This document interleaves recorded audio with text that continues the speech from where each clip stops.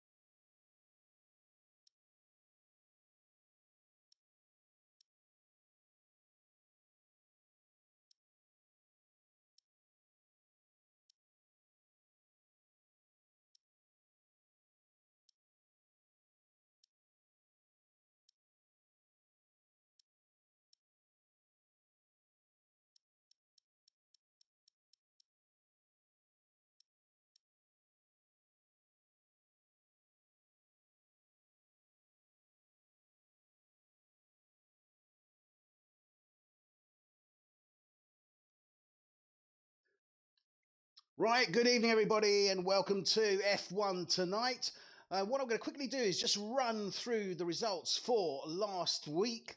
So, first place was Rob Mulder for Sauber. Second was Damie Hartman for Ferrari. Third was Hans van der Berg for McLaren, the rookie driver getting a podium on his first race. Fourth was Nicky Visser for Mercedes. Fifth was Marco Pullen for Force India. Sixth was Stan Drumkov for Williams. Seven, Marcel Dronig for Haas. Eight, Guido Ershine for Force India. Nine was Peter Phillips for Toro Rosso. And 10th place was Miguel Torni for Aston Martin Red Bull Racing. Basta Breen, John Muss, Seb Bogart, Zander Hermans, Boy Williamson, Marcel France, Mark Stappers, John Donkel, Martin Parder Cooper, Kevin Van Delft, all DNF'd and 0 points. We will be underway in the next few minutes.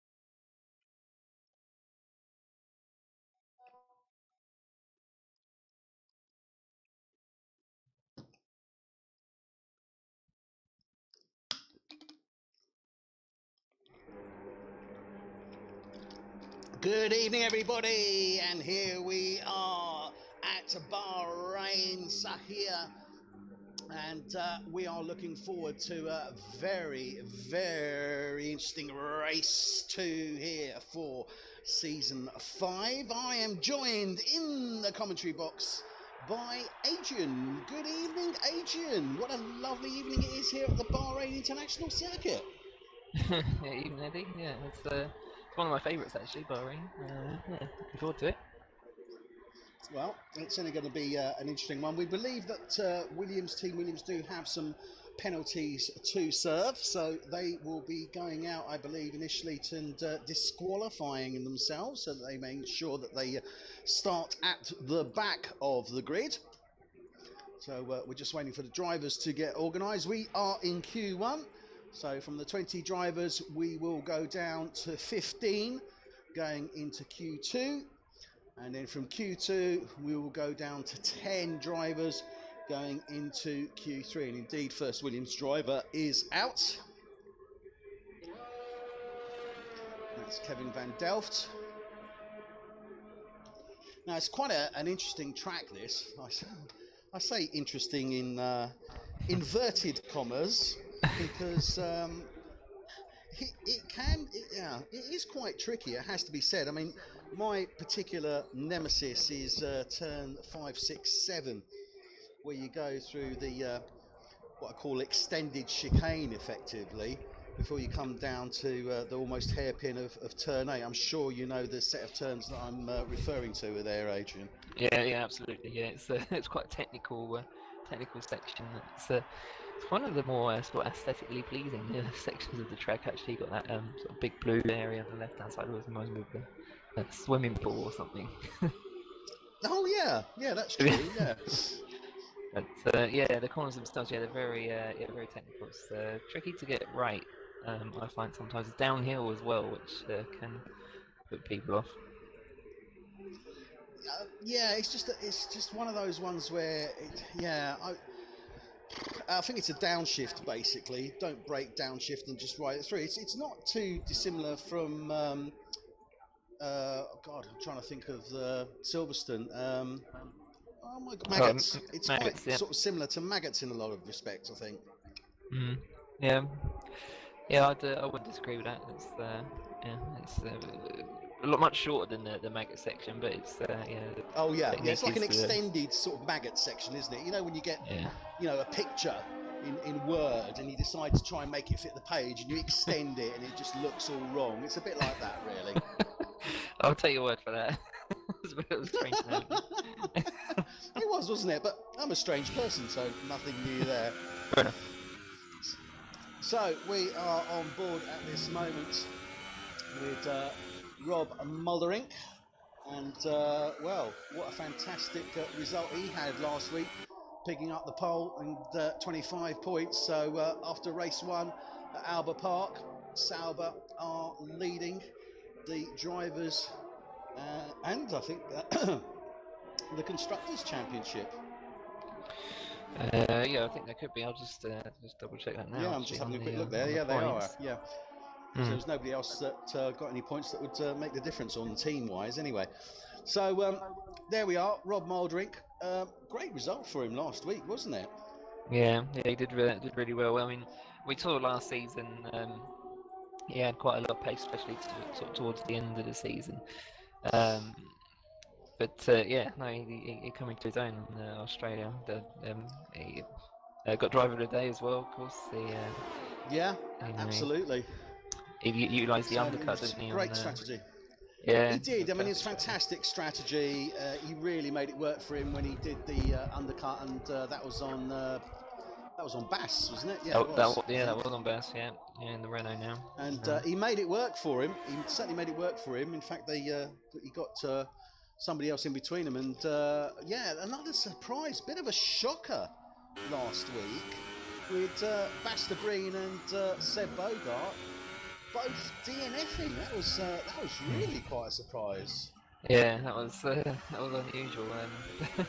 Not often you see that the drivers who finished first and second in the championship the previous season both DNF out of the first race of the following season. That's very unusual.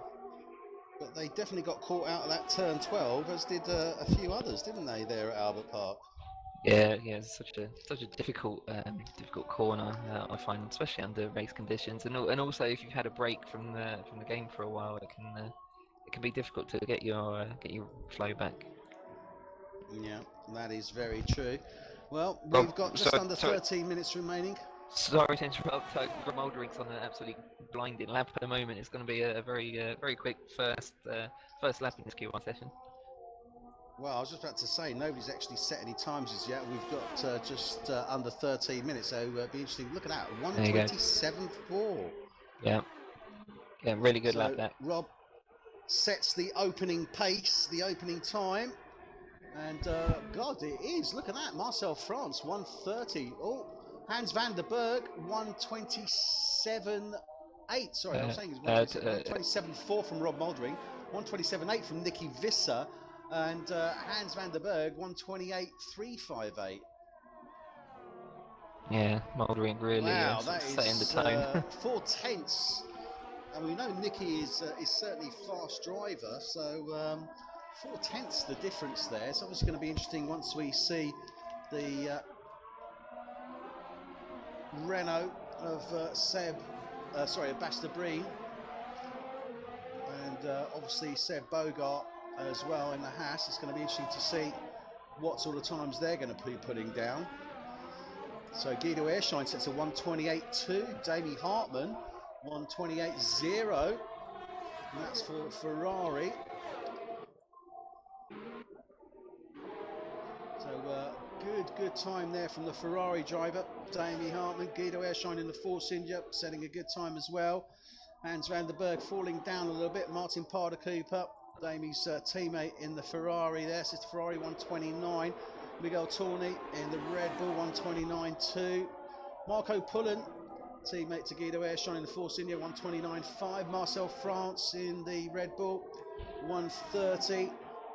And looks like John Donkel's jumped in there, P6 in the Renault with a 1:28.8. So his teammate Basta Breen still to set a time. He's still in the pits. And oh dear, looks like John Muss has, I'm not too sure what's happened there. Has he crashed out or? Yeah, it looks like it. Well, it says retired on my telemetry, so as opposed to disqualified or anything. But yeah, I didn't see. Interesting. Didn't see anything. Sorry, yellow flags. I thought that was for someone slowing down. It'll be interesting to see how it comes. We're on board at the moment with Seb Bogart in the Haas, yet to set a time. He's on his outlap now. Nicky Visser, by the way, he's only 5/100ths slower than Rob Muldering. He didn't actually have to set that. Oh my God, yeah, I just saw that. He was 4/10 off, but now you're absolutely right. Look at that, 5/100ths of a second on Rob Muldering. So that is nothing. That's a gnat's whisker, a gnat's whisker of a gnat's whisker. Indeed, I mean it was sat in sort of 5th or 6th before that lap. He had a decent time, which probably would have been enough to go through. You only got to get in the top 15, of course, in Q1. I think he just did that lap to show that he can. We're riding on board at the moment with Seb Bogart, who's just coming round turn 13. So in the final sector. And let's see what he's doing at this moment in time. Actually, I've got the telemetry disabled there, so apologies for that. Just starting his lap now. He is. So let's go with this now. So we'll go with him and get a little feel for the track. So this is a straight. You've got DRS coming down to turn 1. There's a hard right-hand turn. Not quite a hairpin, but almost. Then you've got a hard left, turn 2. Little kink right, turn 3. Get on the left-hand side. Build up the speed. Got a nice little straight here. You're coming down to the right-hander of turn 4. Got to watch it on the exit. Don't want to go too far over to the left-hand side. Rally that rumble strip. Now this is the section I was talking about. Turns 5, 6, 7. It can be tricky. Get over onto the right-hand side. Left there for turn 8. Fastest in sector 1. Power. Come down to turn 9. Long hairpin turn there. As you come out of turn 9, you've got your first DRS. Sorry, turn 10. leading down to turn 11, which is a right hand. And this is the sweeping turns. 11 left, 12 right. You've got to watch it as you come round 12 because you're going to have a hard break into 13. It's hard right, ride it over to the left-hand side. Then you've got a lovely long straight taking down to 14. And there are, you know, 4 really good straights on here to build up the speed, aren't there, Adrian? Yeah, there are lots of overtaking opportunities. He's actually a tenth up on the first sector, equal to second sector. I think it's going to be a 27 1:27.222, takes out 2 tenths from Rob Mouldering. So absolutely fantastic time there from Seb Bogart. And well, it's what we've come to expect, that's for sure. He was last year's champion, so yeah, reigning champion, entitled to use the number 1 on his car. Has opted not to, though. Fair enough.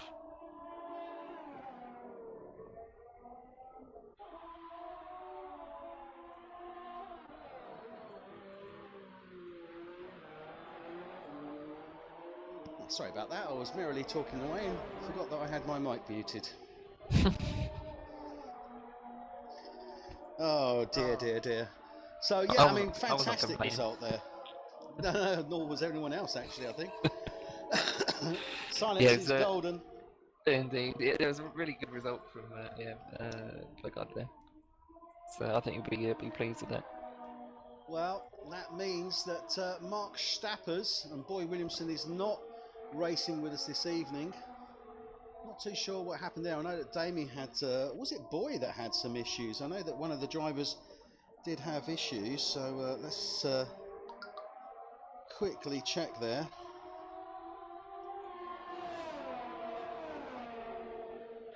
I think Bogart maybe have something to prove at this track, purely because of his result in the last race. As we said earlier on, he's you know, he crashed out, which is very much unlike him. We saw him crash out at Brazil last season. I don't recall any other time when he's done that.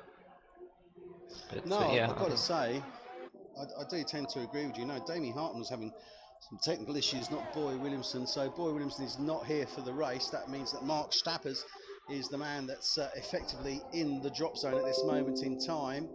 And let's go with him. He's got still 5.5 minutes remaining to redeem himself. He's on 1:30.4.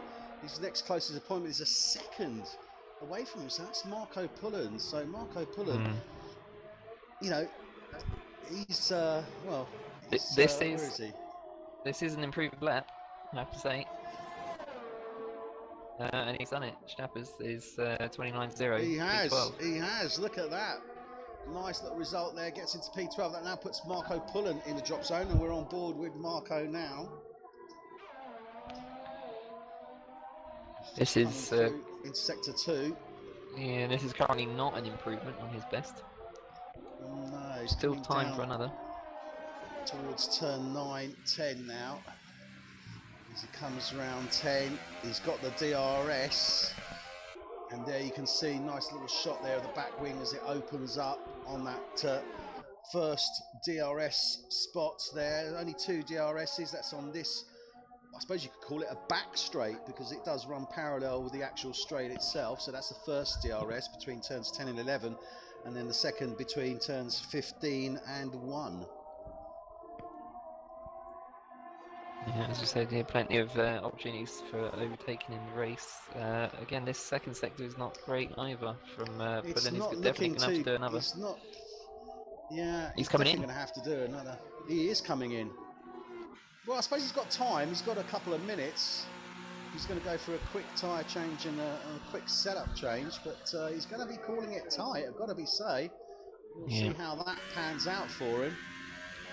2 Red Bulls, Marcel France and Miguel Torney. They're both 14 and 15, and they're staying out because they're not too far off either. They're both in the 129s as well. No, Torney's on a good lap though. Expect him to jump a few places. So Miguel Torney in the Red Bull now. Coming down to the final set of turns. I think he's coming down to turn 14 by the looks of it. Yep. Is it going to go up to Round 14. at least 12? I think. Let's have a look at this. Ooh, 129.0. Yeah, 12th it is indeed. Same time as Stappers. His teammate here is just starting his lap. And it is, yeah, bang on actually. Mark Stappers 129.073. Miguel Torni 129.073 indeed. Yeah, and I've got the same time on my telemetry as well. Normally it's sort of you know, it rounds up or down to the nearest thousandth. But yeah, it's exactly the same time. Well, Marco Pullen is now coming out of the pits, so he's going to need to do a pretty brisk outlap, I'd say. Yep, he's also got to contend with Stappers and Party Cooper, who are both on improved first sectors at least.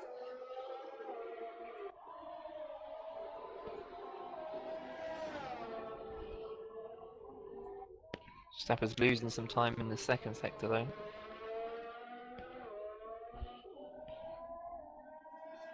Oh, Stappers is invalidated. Oh, he's in the pit anyway. So he's in the pit. He's in the pit.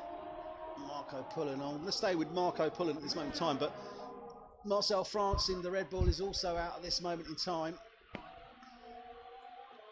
And he's coming around sector 3. He's on his he's on the straight now. What can he do? Any better time? Oh no, 132. So no good there. He doesn't better his time. Marco Pullen coming around the midsection now. What do you think? Do you think Marco's going to be able to do it now? I mean, he's certainly got the ability to do it, hasn't he? Let's be fair. Yeah, absolutely. He's got every chance of making that. I mean, look, he's only got to make effectively 1/100th of a second on his own time. So, I mean, that is, you know, by all means achievable. Yeah, it certainly is. So let's see how he does.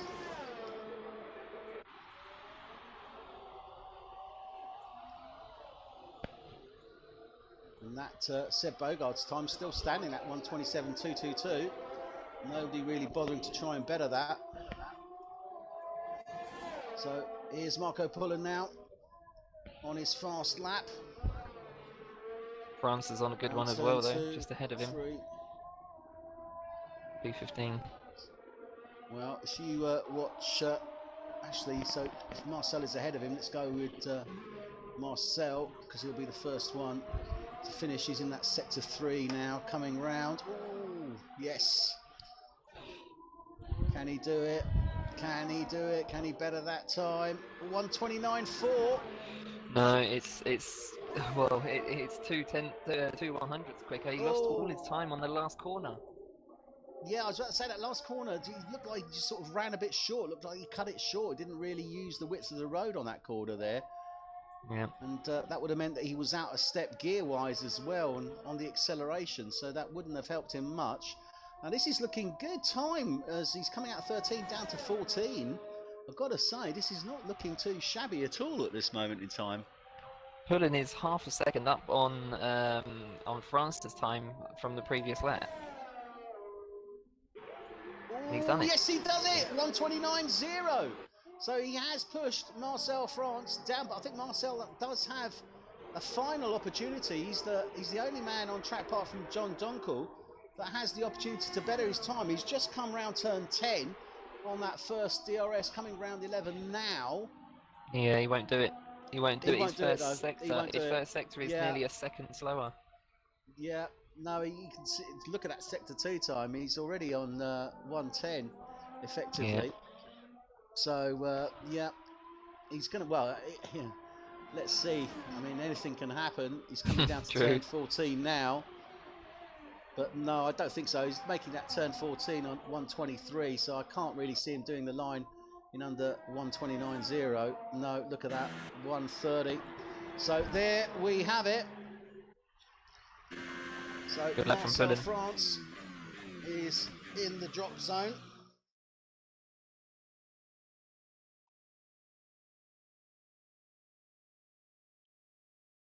Well done, Pullen. He played that to perfection. He did play that very well indeed. So there we have confirmation. Let's just run down to the guys that have been dropped. Obviously, Stan Drumkov will be starting in P19. Kevin van Delft, his teammate, will be in 18. 17 will be John Muss. And 16, Marcel France.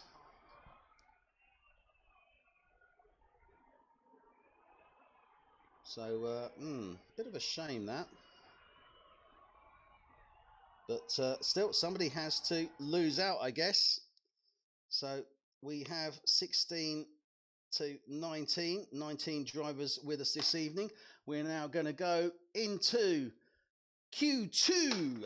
And in Q2, as we say, got 15 minutes and we'll decide the top 10 going into Q3. Those that do qualify, do remember, they will have to start on the tyres which they set their fast lap on to get them into Q3. So bear that in mind, and let's see who's the first out. I've got a sneaky suspicion Ferrari look like they're pretty eager. I don't know if they're coming out. Yeah, I was just going to say, it looks like Ferrari. Yeah, I don't know if it's Damien Hartman or Martin Parder. Both of them, they both come out together. Yeah, Damien Hartman and Martin Parder Cooper is actually the first man out. Damien Hartman behind him. Now, this is interesting. We've got a bit of a mix here. 3 tyre compounds for this race. We have the medium compound, which should go round about 40 laps. The soft compound, which would go around about 30 to 35 laps. And the super soft, which is around about 15 to 20 laps. But a bit of a mix there between the supers and the super softs. And indeed, John Donkle actually going with the mediums. That's rather interesting. Yeah, I mean, good luck to him if he can get through Q2 on the medium tyre. Well, I suppose you've got nothing to lose, have you? You can give it a go. And if you don't, you've always got the option of going down to a soft. Yeah, absolutely. And if he does go through on it, then he's got a great advantage in the opening stint of the race. Absolutely, yeah. So I'll just have a quick little look up here and see where we stand in comparison to the 2018 Bahrain race. Q1 was actually top driver was Kimi Räikkönen in the Ferrari with a 1:28.9. So a number of our drivers beating that very, very firmly, weren't they? With a 1:27.2. Yeah, I always say this about the real life times against the in-game times. I think they're a little bit more how can I say, conservative in the real world. Yeah, and of course ideal conditions as well. There's so many other things that are not really taken into account in the game as there are in real life.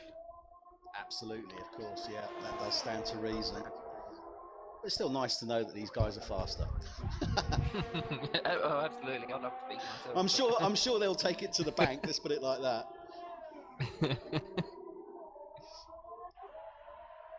So, Martin Parder Cooper coming around that technical section. Coming up Mouldering to very turn quick. 9 now. A very quick first sector. Well, and like to say Damien Hartman as well. But, Damien Hartman just equalled his time. Damien Hartman and Rob Moulder, same first sector. Well, let's see how this pans out. First time to be set will be Parder Cooper in the red Ferrari. Forza Ferrari. Bahrein fastest in the second sector by some margin, I have to say. Even over Mouldering and Hartman. Hartman's just invalidated. Parder Cooper comes over the line, 1:29.7. And Bahrein 1:28.8. Mark Stapper's 1:28.876. Rob Mouldering 1:28.688. So nothing between Bahrein and Mark Stapper's there. Nicky Visser 1:28.7. And Hans van der Berg, the new driver, was on pole last week, 1:29.774. Puts him in provisional P5 for this Q2. And Guido Airshine now comes in with a 1:29.7, puts him provisional P6. Jamie Hartman fastest in the first sector again. This lap will hopefully stay valid. Interesting to note as well, actually, De Bruyne's time, he actually set 2 purple sectors. Sector 2 and Sector 3 were both purple, but he sits in P4 because he was half a second slower in the first sector. Interesting. And Marco Pullen goes provisional P9 with a 1:30.2. Miguel Tawney in the oh my goodness, Miguel Tawney, yeah, look at that. He's on softer tyres. He's on softer tyres, I'd say. But, he is on the super softs. Oh dear, he's gone off track. Oh, he's letting one of the other drivers through. Yeah. He's got dirty tyres now. That's not too good. But yeah, 1:29.6 from Miguel Tawney. As you say, he is on the super softs. So Visser looking very quick as well, by the way. Sector 2 was purple for Visser. Davey Hartman goes provisional first, 1:28.0. So Davey Hartman there. And Nicky Visser, 1:28.024. Davey Hartman, 1:28.053. Wow, this is very interesting indeed. So John Donkel still to set a time, as is Peter Phillips in the Toro Rosso. Seb Bogart in the Haas, and Marcel Dronig is on his outlap, a teammate to Seb Bogart in the Haas. Let's go with those guys. So at this moment in time, Marco Pullen again. Poor old Marco in the drop zone with that 1:30.2. We know he can better it, obviously, his teammate. Now, this is the problem. I mean, if he betters that time, he's actually going to push his teammate, Guido Airshine, into the drop zone. And Airshine in the pits at the moment. Yeah, it's always difficult, isn't it? Sort of a double-edged sword going through. But, you know, you have to do your best. I don't think, especially only the second race, they can sort of start thinking about team orders and things like that. They've got to go for it. No, it's every man for himself at this stage of the game. Let's be fair, and I think the first 5 races it pretty much is really. Yeah. The top 2 times there, by the way, Visser and Hartman, both of those, all 3 sectors were very, very similar. I mean, you're talking just hundredths of a second difference in each one. Well, as I say, there's only 300ths of a difference basically between them if we're looking at it, isn't there? Yeah. So Marco Pullen does better his time with a 1:29.721. His teammate on a 1:29.791. Guido Airshine now in the drop zone. He is in the pits, and he's Keep an eye down on to a set of super softs. Well, you've got your eye on Airshine. Keep your eye on Bogard as well. He's just gone purple in the second sector. He's about to cross the line, actually. I think this might be top. Let's have a look. It looks it, yeah, 1:28.0, not quite. Look how close that is. 7. So again, he's just under 2 100ths from Davey Hartman. So 2 100ths to Davey Hartman, 3 100ths from Hartman to Visser. This is really, really close between these guys. And the interesting thing here is that they're all on the softs. Yeah. Yeah, that does make for some interesting reading into the race itself. If they're all on roughly the same, well, almost exactly the same kind of pace on the same tyre, I think strategy is going to play a massive part in the race winner. It is. It certainly is. And in the drop zone, John Donkel's coming out of the pits for some unknown reason. Is he? No, he's still in the pits, sorry. That was the Ferrari coming out. Peter Phillips on track at this moment in the Toro Rosso. Yeah. But I think Marcel Dronig is ahead of him. Yeah, Marcel Dronig coming down Dronig's about to the final. But he's well out. Look at that. He's already on 1:36. This is no great shape for him. He's into happy. The pits. He's not happy. Yeah. He's into the pits. Peter Phillips, though, good time. Yeah, looking good. Puts him up into P10. So he's now squeezed Martin Parder-Cooper in the Ferrari out, and both the Force Indias. So Martin Parder-Cooper sitting 11th at the moment on 1:29.5. Marco Pullen 1:29.7 is 12th. Guido Airshine 1:29.7 as well as 13. John Donkel on his outlap now, and he has gotten off those mediums and gone onto a set of super softs. So I think he definitely wants to set a time to get in that Q3, doesn't he? Going straight onto the super softs. Yeah, he's gonna. He knows he's running out of time, and he needs to get back out there. So yeah, no, he's done the right thing. Well, we've got just over 5.5 minutes remaining of this Q2 session, and it's going to be very interesting to see how it's going to place these midfield guys for the start of the race, because it is pretty tight. Let's be fair. There's not a huge amount between 10 and 13. It's only 7/10. I mean, that obviously that is a lot of time in F1, but that said, it is times that they can better, and we've certainly seen Pullen do a better run than that, and Airshine as well. Yeah, interesting. Pullen actually, he was on the softs when he set that time. Airshine, I think he was on the softs as well, wasn't he? So he's decided to go onto the super softs. Yeah, that's right. No, Airshine was on the super softs when he set that time. Oh, he was. Peter Phillips, by the way. Peter Phillips has just gone P5. He actually set purple first sector as well. 1:28.3. So, and the Toro Rosso's looking strong there. Peter Phillips and Zander Hermans. They're both within the 1:28.3. Only 5/100 separating them. But we've seen this before, haven't we? I mean, Zander Hermans obviously new to F1 Tonight in Season 4. And we saw him towards the tail end of Season 4, really qualifying very, very well indeed, but not quite being able to deliver on the race. Yeah, not too sure why that is. Herman's actually done 5 laps on these tyres, which is not great considering this is Q2 and he's going to have to start the race on these tyres. I don't know if he, I mean, surely he is aware of that. Well, one would suspect he is, because as we're saying, those super softs are expecting to go 15 to 20 laps, roughly speaking. I mean, he's obviously been pushing them, so the chances are he's probably going to have only 10 laps of life in those super softs when on the start of the race. Yeah, so, sorry Eddie, John Donkel's purple in sector 2 and he's about to cross the line to stay his lap. I think he's going to be top 4. Look at this. Where is he? 1:27.8. He's gone first. Fantastic result there.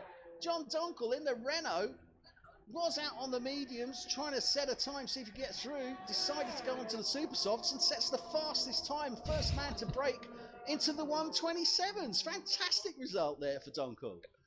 I could almost see him punching the air in the yeah, in the cockpit. Absolutely. Fantastic result there. Great stuff. Now this is really interesting because obviously we've in the 128, Bas de Breen, his teammate, he's down in P13 at this moment. He is out on an outlap. He's on the super softs as well. I wouldn't expect to see de Breen go out in Q2, but that said, stranger things have happened. Yeah, it's unusual that he's in the drop zone at this point, but well, I know he set that time on the super soft tyre, and he's on the super soft again. Yeah, I can only imagine he just made a mistake. See what his time's like. We'll go with Marcel Dronig, because Marcel Dronig still to set a time in that Haas coming round on the final knockings of Sector 2. Just about to come into Sector 3. There he is now. And it's not looking too bad a time. Let's have a look how he looks when we come down to turn 14. This is the penultimate turn. I think that's going to be a 1:29 by the looks of it, if he maintains that pace. 1:30.0. So, and invalidated though. Yeah, it was invalidated. Set a time. It was invalidated. So Mark Stappers in the Sauber is in the drop zone. His teammate Rob Mouldering also in the drop zone with that 1:28.6. Bas de Breen also in the drop zone, but they're all out there at the moment. Well, certainly Rob Mouldering and Bas de Breen. How are they looking on their times at this moment? Well, de Breen's just gone purple, sector 1, 27.911, which is about half a tenth up on everyone else. So you'd have to say if he maintains that pace, he will be easily through. Well, we'll stay with de Breen because he is actually ahead of Mouldering at this moment in time on the track. So let's see how he's coming again. He's just coming to, end of sector 2 into sector 3 now, and that is looking a pretty good time. I think we're looking at a possible 1:27 here, actually, if he maintains this pace. Yeah, he's quite a bit up. He's just got purple sector 2 as well. This is going to be some time here. 27-2, I'm going to predict. Let's have a look. 127.3. God, look at that! Takes the pole from John Donkel. Fantastic result. What about Rob Molderick though? He's coming round now into turn 14, and this is looking fast. This is looking very fast. Molderick's purple in sector 2. He's up on the green. This is looking really good. Look at that, 127.0. Takes 3/10 out of Master Breen. Takes the P1 position in this Q2. What a fantastic result there in reply from Molderick. This man is certainly laying down the gauntlet. I know it's only race 2, but he's looking confident and he's looking strong, isn't he, Adrian? Yeah, he's really showing some pace and determination actually to do well. I'm just looking at his teammate Stappers. He's about to improve his time. He's currently P14, so he'll need a couple of tenths to get out of that zone. Well, at least, certainly, and it's looking pretty good as well. 128.0 puts him up into P9. Look at that. He's so in the drop zone, Peter Phillips is in the drop zone. He is coming round at this moment in time. And he's just into sector 2 now. Come round turn 9, 10. He's got that DRS coming up to turn 11 now. So Peter Phillips, Guido Airshine will be P11, unless obviously Phillips can better it. We've just missed something. Hans Vanderberg, he's just gone P3. He's comfortably through. He was P13 just previously. Purple in the last sector as well. Fantastic result from Miguel Torney is out. I don't know if he's retired or if he's just given up the ghost there. Yeah, so I think he's retired in the Peter Phillips. Oh, Peter Phillips doesn't better his time. Stays in that P12 position. Things have changed very quickly, haven't they? Peter Phillips, we saw both of the Toro Rossos. They were 4th and 5th just a few laps ago. They're now 9th and 12th, as everyone's decided to suddenly go on to the Super Softs. Yeah, it's certainly Martin Parker-Cooper in a Ferrari down in P13. Peter Phillips in the Toro Rosso will be P12. And Guido Airshine in the Force India. So both Force Indias out of Q2. And that leaves us with Mark Stappers in the Sauber, Sander Hermans going through to the final Q3. And let's have a quick look at the results now as the drivers ready up. And that was quite an exciting Q2, wasn't it? It was pretty intense.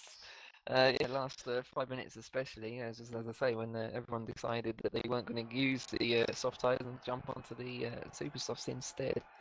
3 of them through on the softs though. Yeah, that is true. And there we have Marco Pullen. He'll be starting in row 7, P15. Miguel Torney, row 7 for Red Bull. In 14, Martin Parker for Ferrari will be in row 13. In P13, row 6. Peter Phillips will be alongside him in the Toro Rosso, and Guido Airshine will be in row 5 alongside whoever comes in 10. So both Force Indias out there, 11 and 15 respectively, their positions. I think they're going to be a bit disappointed with that, aren't they? Yeah, definitely. Well, especially as the Toro Rossos were looking quick, and then just had everything they had the sort of rug pulled from under their feet, didn't they? And they, yeah, pretty much. And it was right on the last knockings, as obviously normally is when it comes to these qualification sessions. And again, let's have a quick look and refer to real world times. Q2 was Seb Vettel in 2018 in the Ferrari with a 128.3. Yeah, it's considerably slower than we've seen tonight. It is, certainly. Right, we expect, everyone's out on the super softs as we expected. And Rob Molderick, surprise, surprise, first man out of the pit. Yeah, just wants to set that lap, then he put that pace down. Yeah, he's got the Haas of, I think that's Seb Bogart. Marcel Dronig did get into the top 10. I missed that actually, because he hadn't set a time. So he did manage to get through by the looks of it.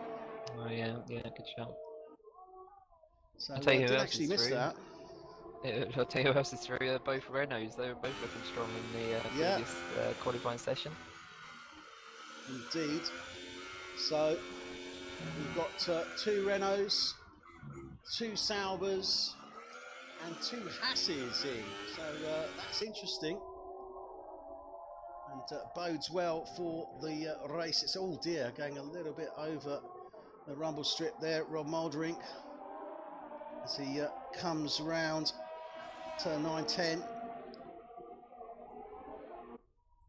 Boy Williamson is online, so Boy Williamson could well be joining in and he'll be taking P20 if that's the case. So let's see whether he does indeed come in or not.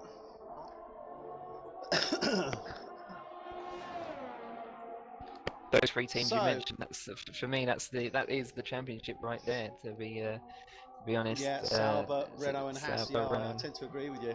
Yeah, definitely. Yeah. But I'll tell you what, we've got a bit of a wild card here with the McLaren of Hans van der Berg, I've got to say. Yeah, yeah, he was.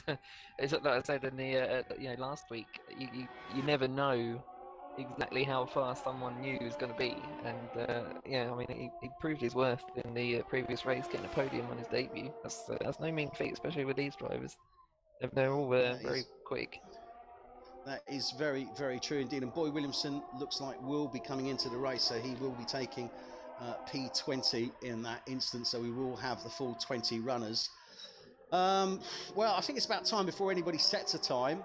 Who are you going to go for pole, Adrian? For pole position, I would love to say John Donkel for pole, but I think it might be his teammate. I think it's going to be De Bruyne. I think he'll take it. I'm going to go with Mouldering. I'm going to go with Rob Mouldering, actually. I think he's got a lot to prove, and I expect him. He wants that pole. He really does want that pole position. So he looks I'm going to go focused. with Mouldering. He does. Yeah. He just looks comfortable. He's just, I'm watching him go around this track, and he just looks at ease, and it's quite smooth, has to be said. Yeah. Bogard and Mouldering, but the fastest in the first sector, and equal in the second sector. Those 2 drivers, I think it's going to be tight between the 2 of them. Well, he certainly opens up with a blinding time, a 1:27.1. So I mean, 1:27.0 from Seb Bogart, though. Look at that. So a full 10th out of there. Hans van der Berg 1:27.7, John Donkel 1:27.8, Marcel Dronig 1:28.4, and Bas de Breen 1:27.4, provisional P3. Zander Hermans P4 1:27.6 in the Toro Rosso there. Marcel Dronig 1:28.4. Wow, this is so 1/10 between Seb Bogart and Rob Mouldering, 3/10 between Bas de Breen and Rob Mouldering. Everyone's pretty much in the 1:27s. Nicky Visser 1:28.3, Marcel Dronig 1:28.4. Mark Stapper's the only man yet to set a time, and he's just coming out of the pits now, so he's on his outlap. Obviously teammate to Rob Mouldering. Yeah, well, Bogart has laid it down. Neither of us called that one. No, well, the session's far from over yet, but yeah, it's obviously showing his, his trademark pace. Flexing his muscles. Flexing his muscles, that's it. That's what I'm trying to say. Visser and Dronig both improving their laps, well, both improving their first sectors at least, 28.2s. Keeping on those 2 for the rest of the lap. And Bogart coming into the pits. This is invalidated. He won't be happy about that. No, he won't be. And De Bruyne also into the pits.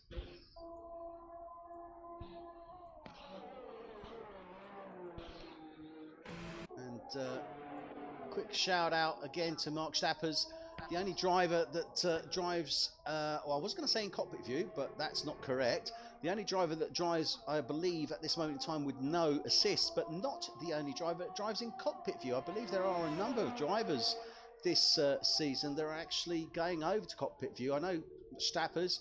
I believe Guido Airshine as well, and a few others, although I don't have confirmation of that. So they're going hardcore here in F1 tonight, aren't they?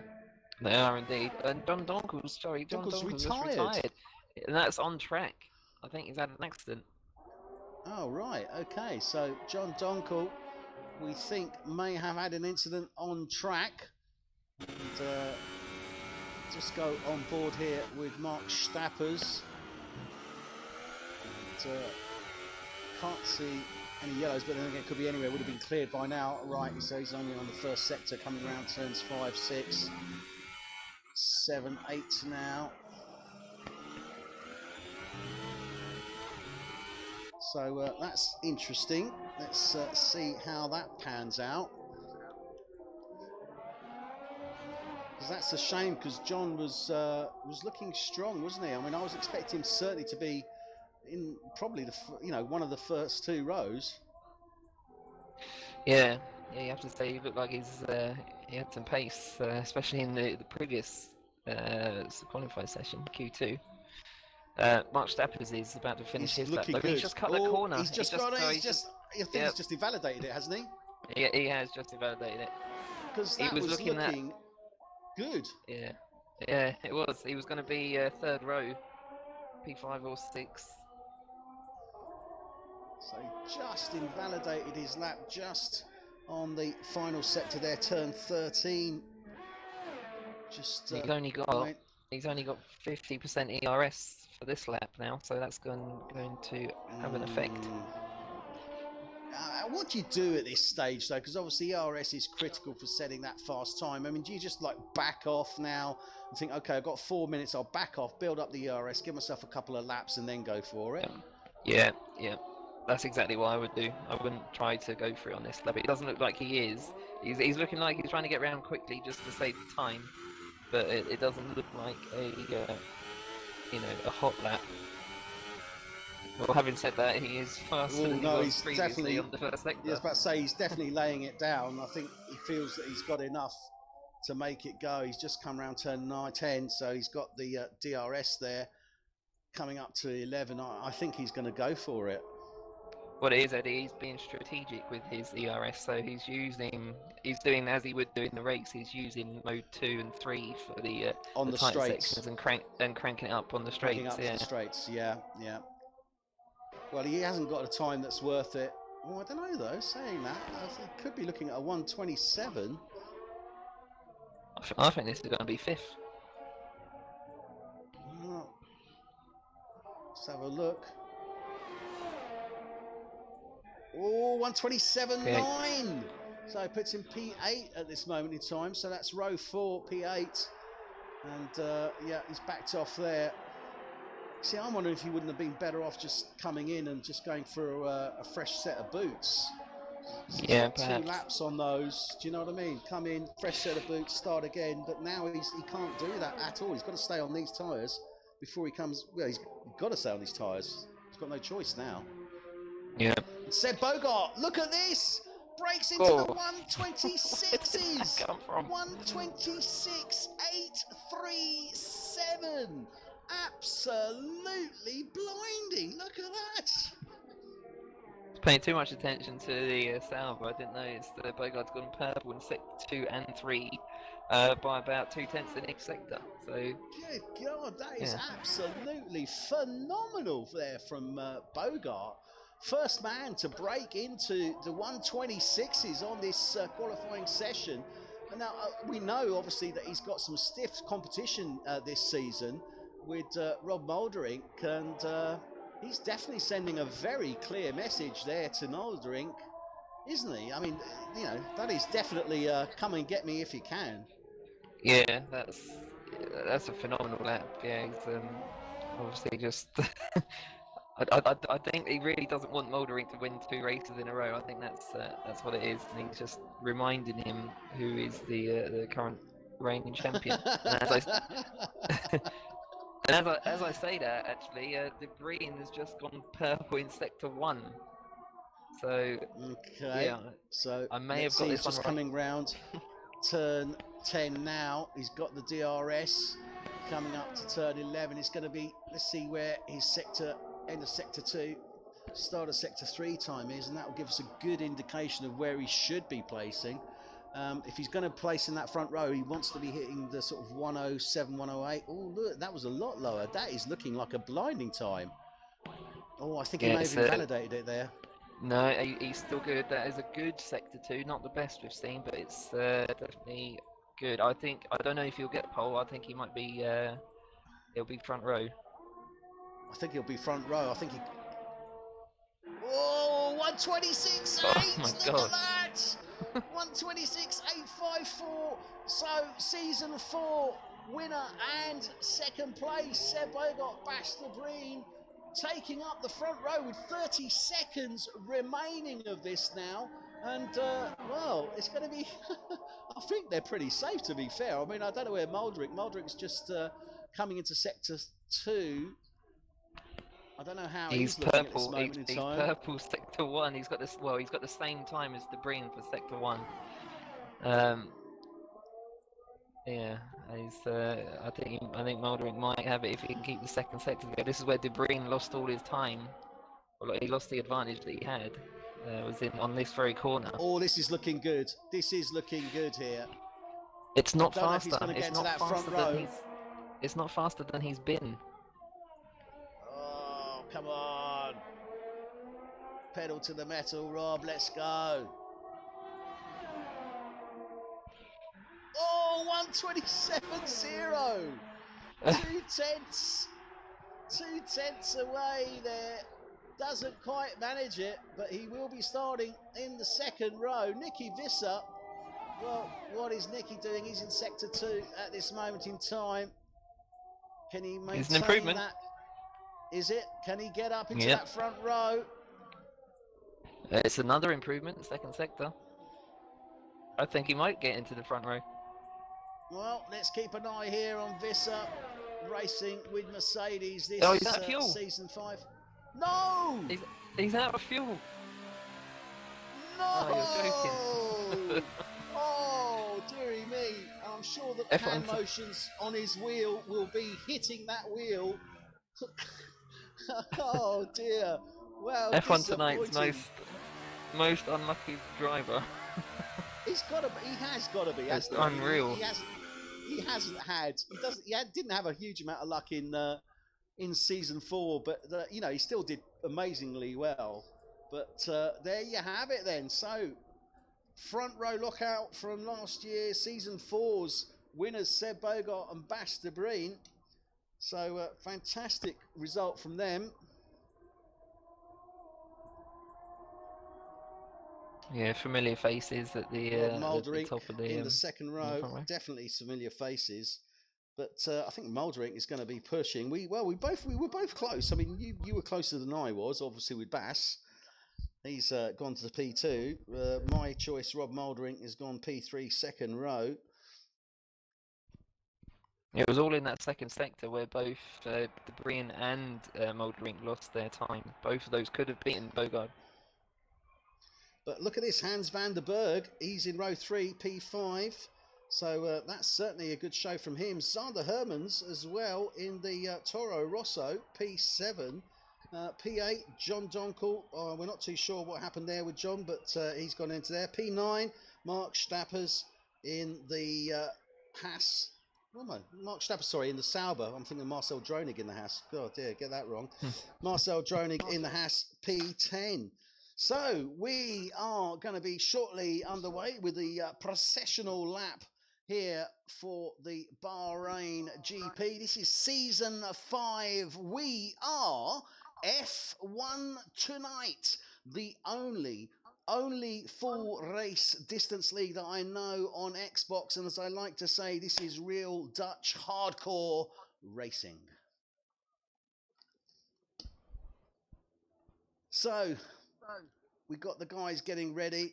We've got a lockout from Seb Bogart and Basta Breen in that front row. Haas, Renault. Then we've got Rob Muldrick in the Sauber behind. Nicky Visser in the Mercedes. This is going to be some tough running on these first lap, and I think it's going to be particularly tricky, certainly down into turn 4, and I would expect turns 8 as well. So and that little sort of S section, turns 5, 6, this is, yeah, we could see some interesting incidents here, but let's run through our runners and riders. So Seb Bogart in the Haas is P1, Basta Breen in the Renault will be P2, Rob Muldrink in the Sauber will be P3, Nicky Visser in the Mercedes P4, Hans van der Berg, the rookie, finished P3 last week at Albert Park, he is P5, Damie Hartman in the Ferrari is P6, Zander Hermans in the Toro Rosso is P7, John Donkel in the sister Renault to Basta Breen is P8, Mark Strappers in the sister Sauber to Rob Muldrink, he's down in P9. Marcel Dronig in the sister car to Seb Bogart is in P10. Then we have P11 Guido Airshine, P12 Peter Phillips, P13 Martin Parder Cooper, that's row 7. Miguel Torney in the Red Bull is P14. Marco Pullen is P15. Marcel France in the Red Bull P16. John Muss in the McLaren P17, 18, Kevin Van Delft in the Williams, Stan Drumkov in the Williams 19, and late arrival, Boy Williamson, Nicky Visser's teammate in the Mercedes, will be taking up P20. Now, this is the interesting bit, what tyres we've got, and indeed, as I expected. Now, that's interesting, Stan Drumkov has gone for, John Musk and Kevin Van Delft disqualified, that shouldn't be a big issue there, but Stan Drumkov has gone for the mediums. Yes, yeah, that could be a good call from starting from the back row. He's obviously looking to pick people off as they pit. With the majority of the field starting on the super soft tyre. Oh dear, let me get rid of that. Don't want that on the screen. And yeah, and Boy Williamson, I'm a bit surprised. He's gone onto the softs. I would have expected him either go onto the mediums or the super softs, not the softs. I must admit that is a bit of a surprise. I think what he's doing there is he just wants to do something different to the driver around him. So he doesn't want to be sat with Stan Drumkov for the entire race. He wants to sort of have his own race, which can help in the long run. To be fair, if you're not battling. Yeah, that's true. So the drivers now taking up their positions, and we will be underway with them shortly.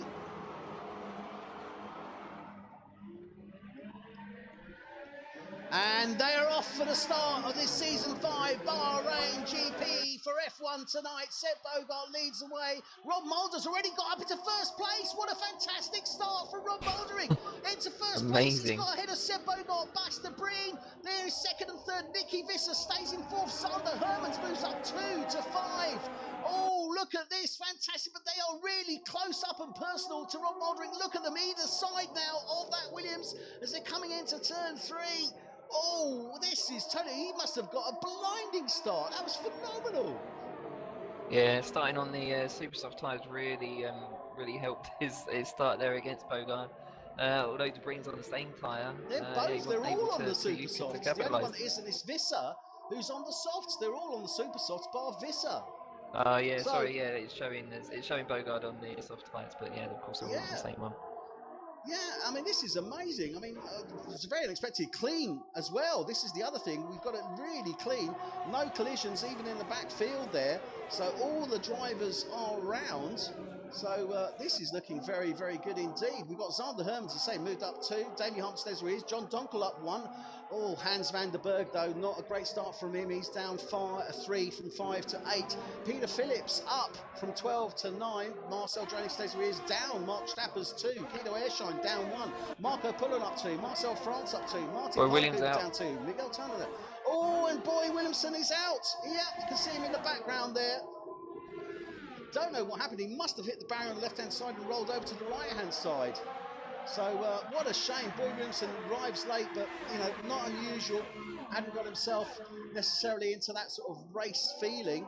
But let's have a look now and see where we are, because we've got no collisions. I don't know if you noticed at the start of the race, John Muss, he got a jump start actually. He's having to serve a drive-through penalty right now. Yeah, so Peter Phillips got a 10-second time penalty exceeding track limits. Wow, he must have seriously exceeded them there. So there we have it. Rob Moldrink jumps ahead of Seb Bogart on Bash Breen. Seb Bogart is on the softs, sorry, you're absolutely right. De Breen is on the super softs. Then we've got Visser on the softs as well. So a bit of a mix there in those front four. But, well, what can I say? Phenomenal start from Moldrink there, and that's put him into pole. And he's going to be a tough man to get past now, I think. Yeah, you'd have thought so. I'm still in shock, to be honest. He's managed to get past the top two drivers. And he did it before he even got to turn one. Yeah, that was an absolutely amazing start. I don't think I've ever seen anything like that. That was absolutely phenomenal. You know, I'm certainly going to have to watch the replay on that. Shame we don't have replay capabilities as yet, but we will be working on that for future broadcasts. But very exciting indeed. Now, you know, Seb Bogart is not going to be a happy bunny, nor is Basta Breen, but they're going to bide their time now, and Moldrick setting the provisional fastest time, but he's already starting to eke out quite you know, quite a gap. He's already, you know, lap 3, he's over 1 second. We will have DRS now, and this is the thing, he's out of the DRS zone for Seb Bogart. Yeah. He's just pulling away, isn't he? It's what he wanted, was that clean air on those tyres. It's absolutely advantage Moldrink right now.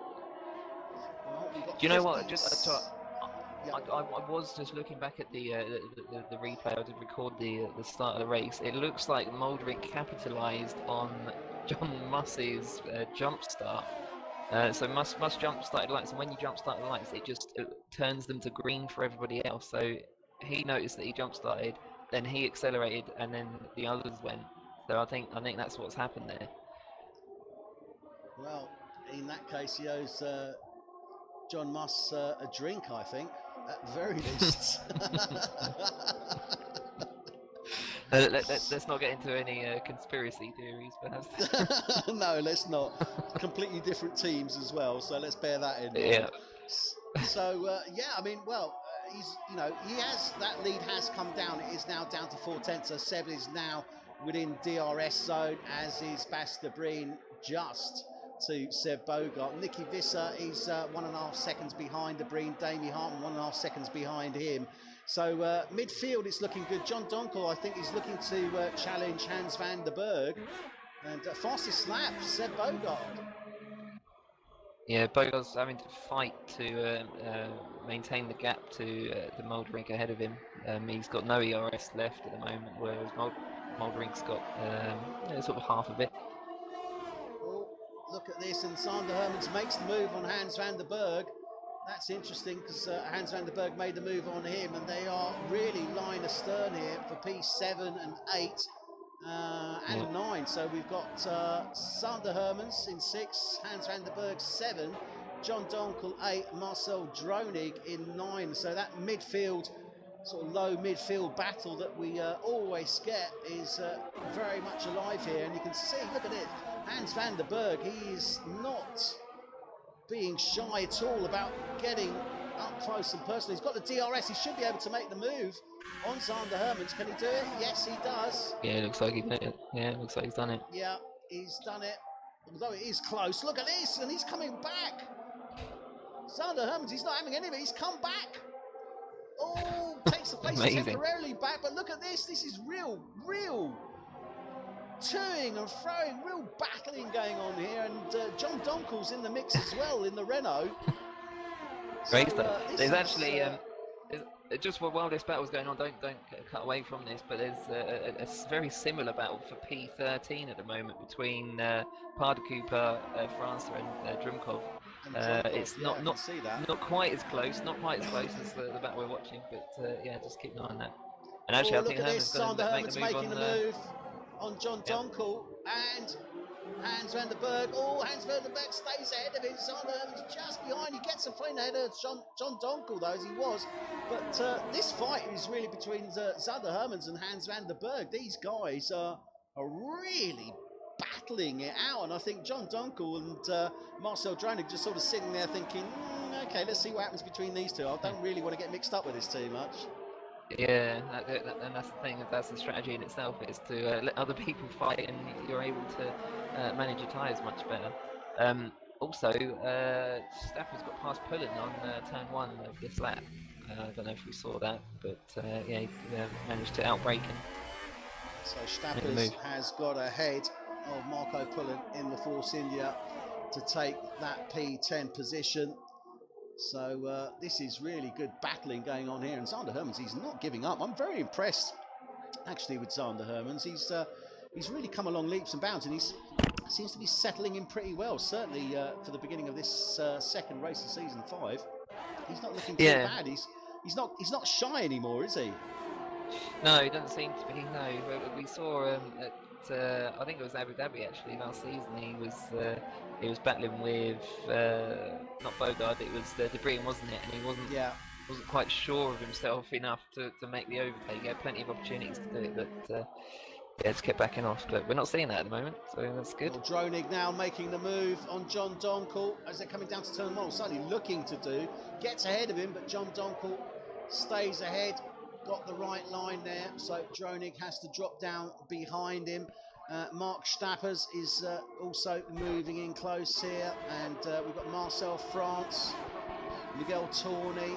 So no love lost here between the Red Bull drivers, and I expect Tourney to look to try and make a move pretty soon. But this up the front now, let's get back up to the guys up front. I mean, there's not really been a great deal of difference. Seb Bogart, he's still sort of 6-7 tenths behind Mouldering, which has been pretty much the way it's been the past 3 laps, and Basta Breen as well. So they're still line astern. They can't. None of them can really get that advantage, can they? But I'm just watching this. I'm just watching this here, and is it me? But Mouldering looks as if he's using the full width of the track, but Bogart doesn't quite seem to be. Yeah, I think Bogard is just taking a sort of almost a slower line, but he's doing enough on the ERS to maintain the gap. And in fact, he's within overtaking distance. I don't think he will overtake. I don't think he quite wants to overtake, but he. Well, I say that. Looks to make the move. Say that. He's going down to turn 1. He's going to see if he can make it stick, because it's on the exit there that he wants. Oh, contact with the back wheels there of Mouldering. With the Haas, no damage I believe. Despite what we've just seen into turn 1, nearly a collision there into 3. But yeah, despite what we've just seen, I think Bogart might be playing the longer game. He just wants to stay with Mouldering until he pits, and then he's going to hopefully get the overcut on him. Well, obviously he has the advantage in that he's running with the soft tyres, but that said, he's really close and personal, and so surely that is going to be affecting those tyres. Yeah, it will. It'll also be affecting Mouldering though, because it will be putting the pressure on. Mouldering will not want to see Bogard in his mirrors at this stage in the race when his tyres are 6 laps old already. Well, bear in mind they did qualify on these tyres as well, so I believe they've probably got equal amount. I think it's about 2 laps a piece. We are expecting the super softs to go 15 to 20 laps. So on that basis, we'd have to see Mouldering coming in somewhere between lap 13 and 18. Yeah, I think that could be right. Bogart's got no ERS left at all. Really struggling to keep up now. Deeper, because those softs can go 30 to 35 laps.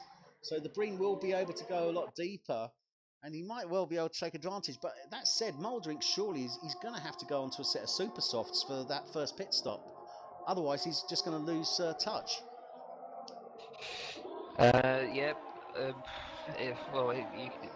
It's difficult because he could go onto a set of supers and come out in traffic and end up wasting those tyres effectively. Likewise, he could go onto a set of softs or even mediums and still come out in traffic. Yeah, and that is very true. I mean, whichever way he cuts it, he's going to be coming out in traffic, I think. Yeah, yeah. So if that's the case, I would rather be on a harder tyre that won't burn out quite so quick. I'm just watching De Bruyne here, and De Bruyne is getting a lot closer than he has been in the previous laps to Bogart. I'm wondering if he's getting himself lined up to make the move. He's looking pretty good on his ERS, and Bogart is pretty much dry on his ERS. So I think we could see De Bruyne looking to make a move on Bogart pretty soon. Yeah, I always think of De Bruyne as like a bit of an ERS master when it comes to winding the engine up, and Bogart's in. No, he's not Bogart in. is He's into just the going pits. massive. No, He's not. He's just going very defensive. That was a bit weird. That was very strange. He didn't want anyone to take that right-hand lane in any way, shape or form. Certainly blocked it. Also broke the slipstream, of course. Absolutely. Oh, yes, broke the slipstream to De Bruyne. I mean, we've got to remember these guys have raced together for, I think, more or less from the start of F1 tonight. So certainly 4 seasons, Bogart and De Bruyne. So they know each other pretty well. So are we seeing some inside information coming into play here, do you think? Yeah, well, we might be. I think both drivers, as you say, they know each other very well. They know how each other races and tactics that they each employ. I think Bogart to be aware, absolutely, that De Bruyne's got plenty of ERS. He'll know that for a fact, and I think that's why he had to go to the extra effort to break that slipstream, just to try to mitigate the loss. But it just goes to show you the tactical thinking for these guys. I mean, I've got to be honest, I'd never think of that. Yeah, there's lots that goes through a person's mind when they're racing at 200 miles an hour. Now, we're watching a Ferrari Mercedes challenge come here with Davey Hartman in 5th and Nicky Visser in 4th, because Hartman is really closing down to Visser, and I'm pretty sure he's going to be looking to make that move. And yes, gets alongside him, makes the move. Nice, easy move. So there you have. Oh, it's very deep though. It goes too deep. Visser takes the place back. Oh, Hartman is going to be kicking himself for that one, isn't he? Yeah, he will. I think he got a bit overexcited and just outbraked himself. It's quite a classic move, actually. But and now he's back to just under a second behind, so now he's got to put in that work all over again. He is not going to be a happy bunny. And De Bruyne has backed off somewhat now from Bogart. Bogart still within spitting distance of Moldering, though. He is staying with him, but I'm just having a look at their ERS, and Moldering has got... Yeah. Well, he's looking pretty good, really, isn't he, considering? I mean, Bogart's having to work hard to stay with him, but then again, that makes sense because he is on the softer compound tyre. So, sorry, on the harder compound tyre. Yeah, I think the difference in ERS is reflected in the gap now. I think that's how Bogart has managed to catch up. I was wondering because Bogart was sort of 1.5 behind, wasn't he? He was struggling to stay ahead of De Bruyne. But now that Moldering has sort of slowed up a bit. Oh, and Guido Airshine going in deep, nearly going off the track there, trying to make the move on Stapper. Sorry, we're just going down to the midfield because there's some real action happening here. Stappers is closing in on Donkel. De Bruyne's in the pit. Is in. So he's done 10 laps. He's only done 10 laps on those softs. That's interesting. Is he looking to get the undercut, do you think? He's gone on to another set of softs. I think he's looking to try and make sure that he stays ahead. I think he's trying to do an undercut on Bogart, actually. Yeah, possibly. De Bruyne started on the supers, so I believe. Just checking. He did, yeah. Sorry, he did start on the supers, yeah. Yeah, he did start on the super soft. Sorry, I do apologise, but he is looking, I think, to make that undercut on Bogart. Yep. So this is going to be very interesting indeed to see how that pans out. Hartman still just 8/10. Well, he's still 8/10 off the back of Visser. Bogart obviously is now 5 seconds behind Moldering, but Moldering's going to have to come in the next 3 laps. Ooh, and he looks like he's starting to slide a bit already on there. I'm wondering if he's not going to be coming in on this. Oh, there's contact. Sorry, there's contact. There's a big collision. 4 cars. For P, look at 8, that! 9, 10, and 11. Look at that! Oh dear! And Donkel pushing himself through, and that's Mark Stappers there, and that's Martin Parder-Cooper, and the Martin Parder-Cooper is completely in the middle of the track. This could be a safety car situation because he is in the middle of that track. Stan Drumkov, I think, is approaches green. Yeah, I'm just checking the replay now. Looks like both Force Indias were involved. Stappers and Parder-Cooper as well. I think, did Parder-Cooper retire? He lost the wheel. Parder-Cooper's DNF'd. Yeah, he's out. He just went straight into the back. In the middle of the track. Looks like he lost two wheels. Yeah, Parder-Cooper was an absolute passenger in all of that. It's really unfortunate for him. What an absolute... Oh, look at this! Bogart is challenging, and he's made the move on Mouldering. While all that was happening, we just missed that. Bogart has made the move. How did he make that? Mouldering must have made a mistake because he was 5 seconds behind him, and now he's overtaken him. Amazing. Amazing. I honestly no idea.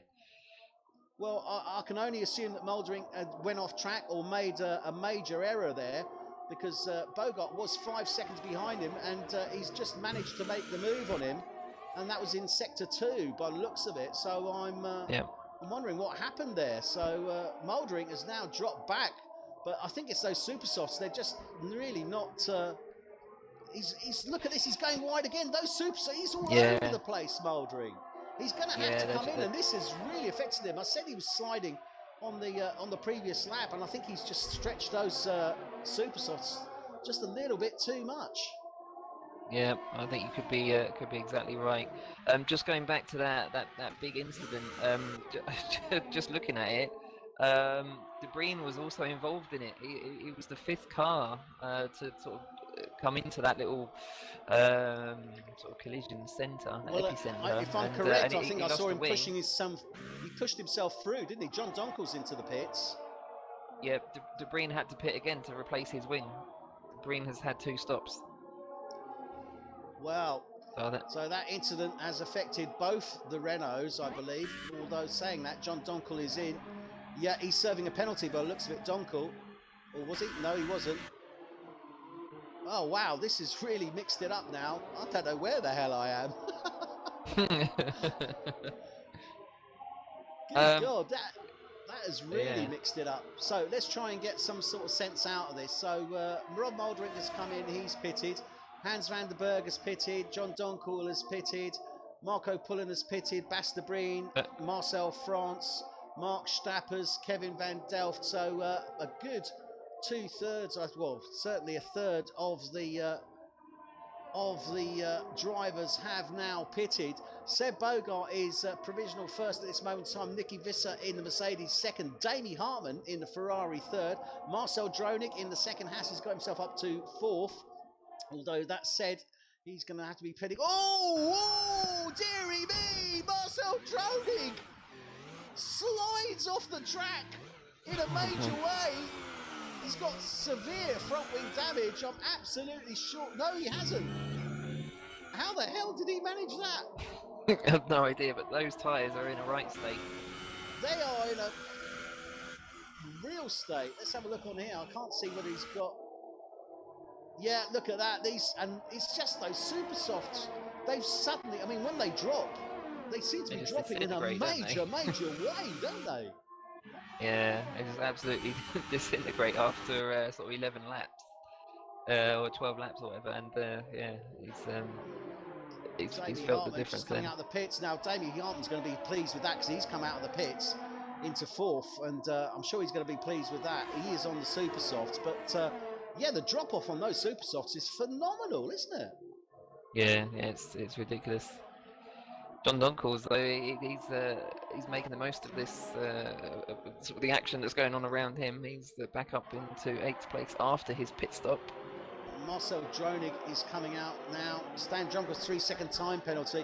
Okay, so let's do a quick review. I was doing a review, but let's start again. So Seb Bogart is in P1, Nicky Visser P2, Rob Mouldering is now P3, he's managed to get out ahead of Damie Hartman. Damie Hartman on a fresh set of super softs, so that's going to be interesting because obviously Mouldering is on a set of softs, so expect him to be challenging very, very soon on that. Peter Phillips, he's on 13-lap old super softs. He's, I think, the longest runner on the super softs at this moment in time. So it's going to be interesting to see. Oh, yeah, and you can see he's already starting to slide a bit himself. So Peter Phillips, Hans van der Berg, he's down in P6. He's gone really wide down that corner there. Guido Airshine is in 7. John Donkel is in 8. Stan Drumkov is in 9. Marco Pullen is in 10. Bas de Breen down in 11. Marcel Dronig 12. Marcel France is in 13. 14 his teammate Miguel Torni. And yeah, the Red Bulls are pretty much sticking together. Mark Stapper's down in 15. Zander Herman 16. Kevin Van Delft 17. And John Muss into McLaren bringing up the rear. Martin Parder-Cooper retired. DNF driver and Boy Williamson as well. Okay, so we've got these guys now on the softs. Seb Bogart and Nicky Visser. Guido Airshine, he's on 14-lap-old super softs as well, so he's going to have to be coming in pretty soon. We've just lost Sander Herman. Yeah, Sander Hermans is out. Let's have a look, see if we can see where that is. In the second half of the lap, at least. Yeah. Yeah, we're coming up to yellow in sector 2. Yeah. Well, okay, so Sander Hermans is now out as well. Whew. Okay, so let's try and make some sense of this if we can. So Seb Bogart, Nicky Visser, they're on 15-lap old softs.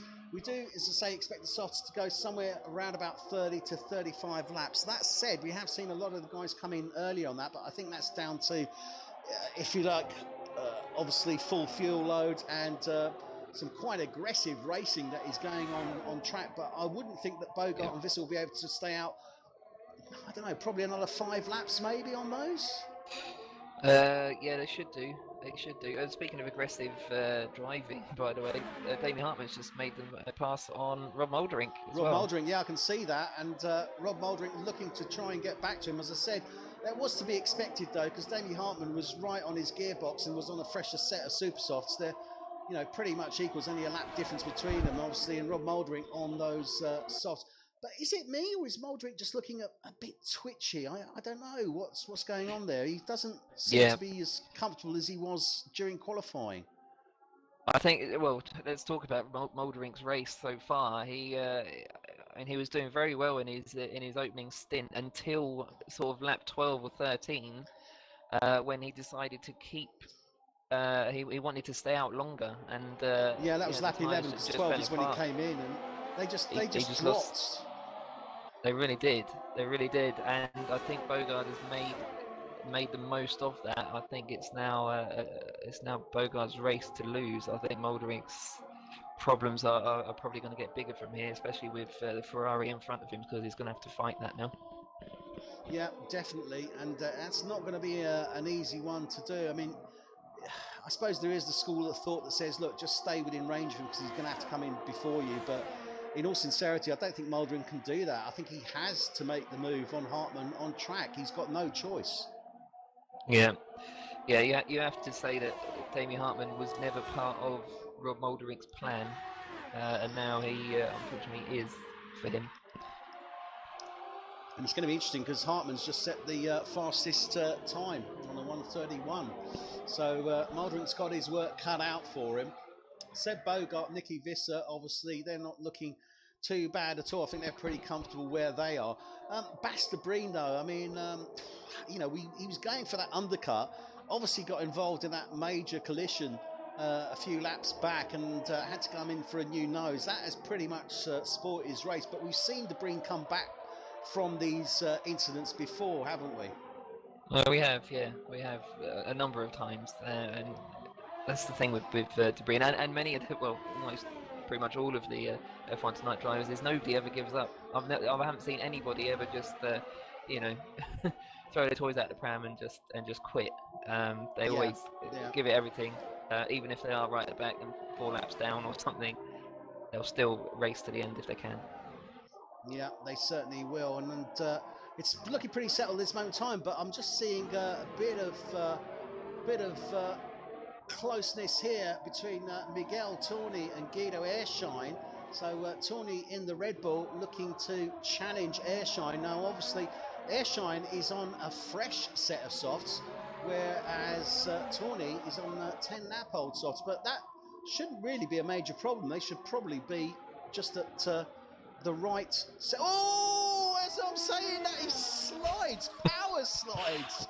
Oh my goodness, power slides round turn 9 into 10. That was unbelievable. I thought he was going to lose it there. That was good, wasn't it? That was like something out of Fast and Furious. Well, I've got to be saying it's not very often you see an F1 car drifting, but that's what you just seen, and yeah, amazing. he's going to get the drift award, I think, for that. Yeah, definitely. Nicky Visser just made his pit stop. He's now on the super soft tyre, and he's in P4. He's in good position. He's in good position, I think. He is looking good. He is looking good. It has to be said, and he's not too far off the back of Mouldering. And this could be the same situation that Mouldering is now going to find himself in with Visser, as he had with Hartmann. Yeah. Yeah, again, not enough. It's another driver who wasn't really part of Mouldering's plan for this race. He was, I'm sure, just hoping to battle Bogard for the win, and you know it was going to be the two of them out in front, and you know he had it all under control. But you know it's not quite gone the way that that Rob would like. No, now the question is, obviously we're on lap 19 of 57, so 38 laps to go.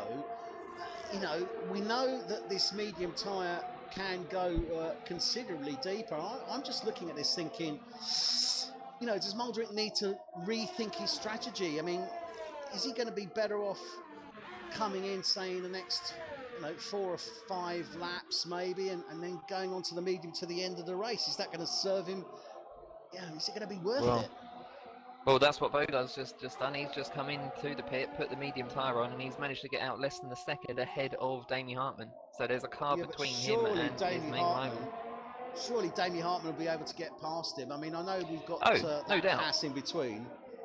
Yep, no doubt. But the fact that he got out in front of him is important, because it will A, slow down Hartmann's race and slow down Mouldering's race.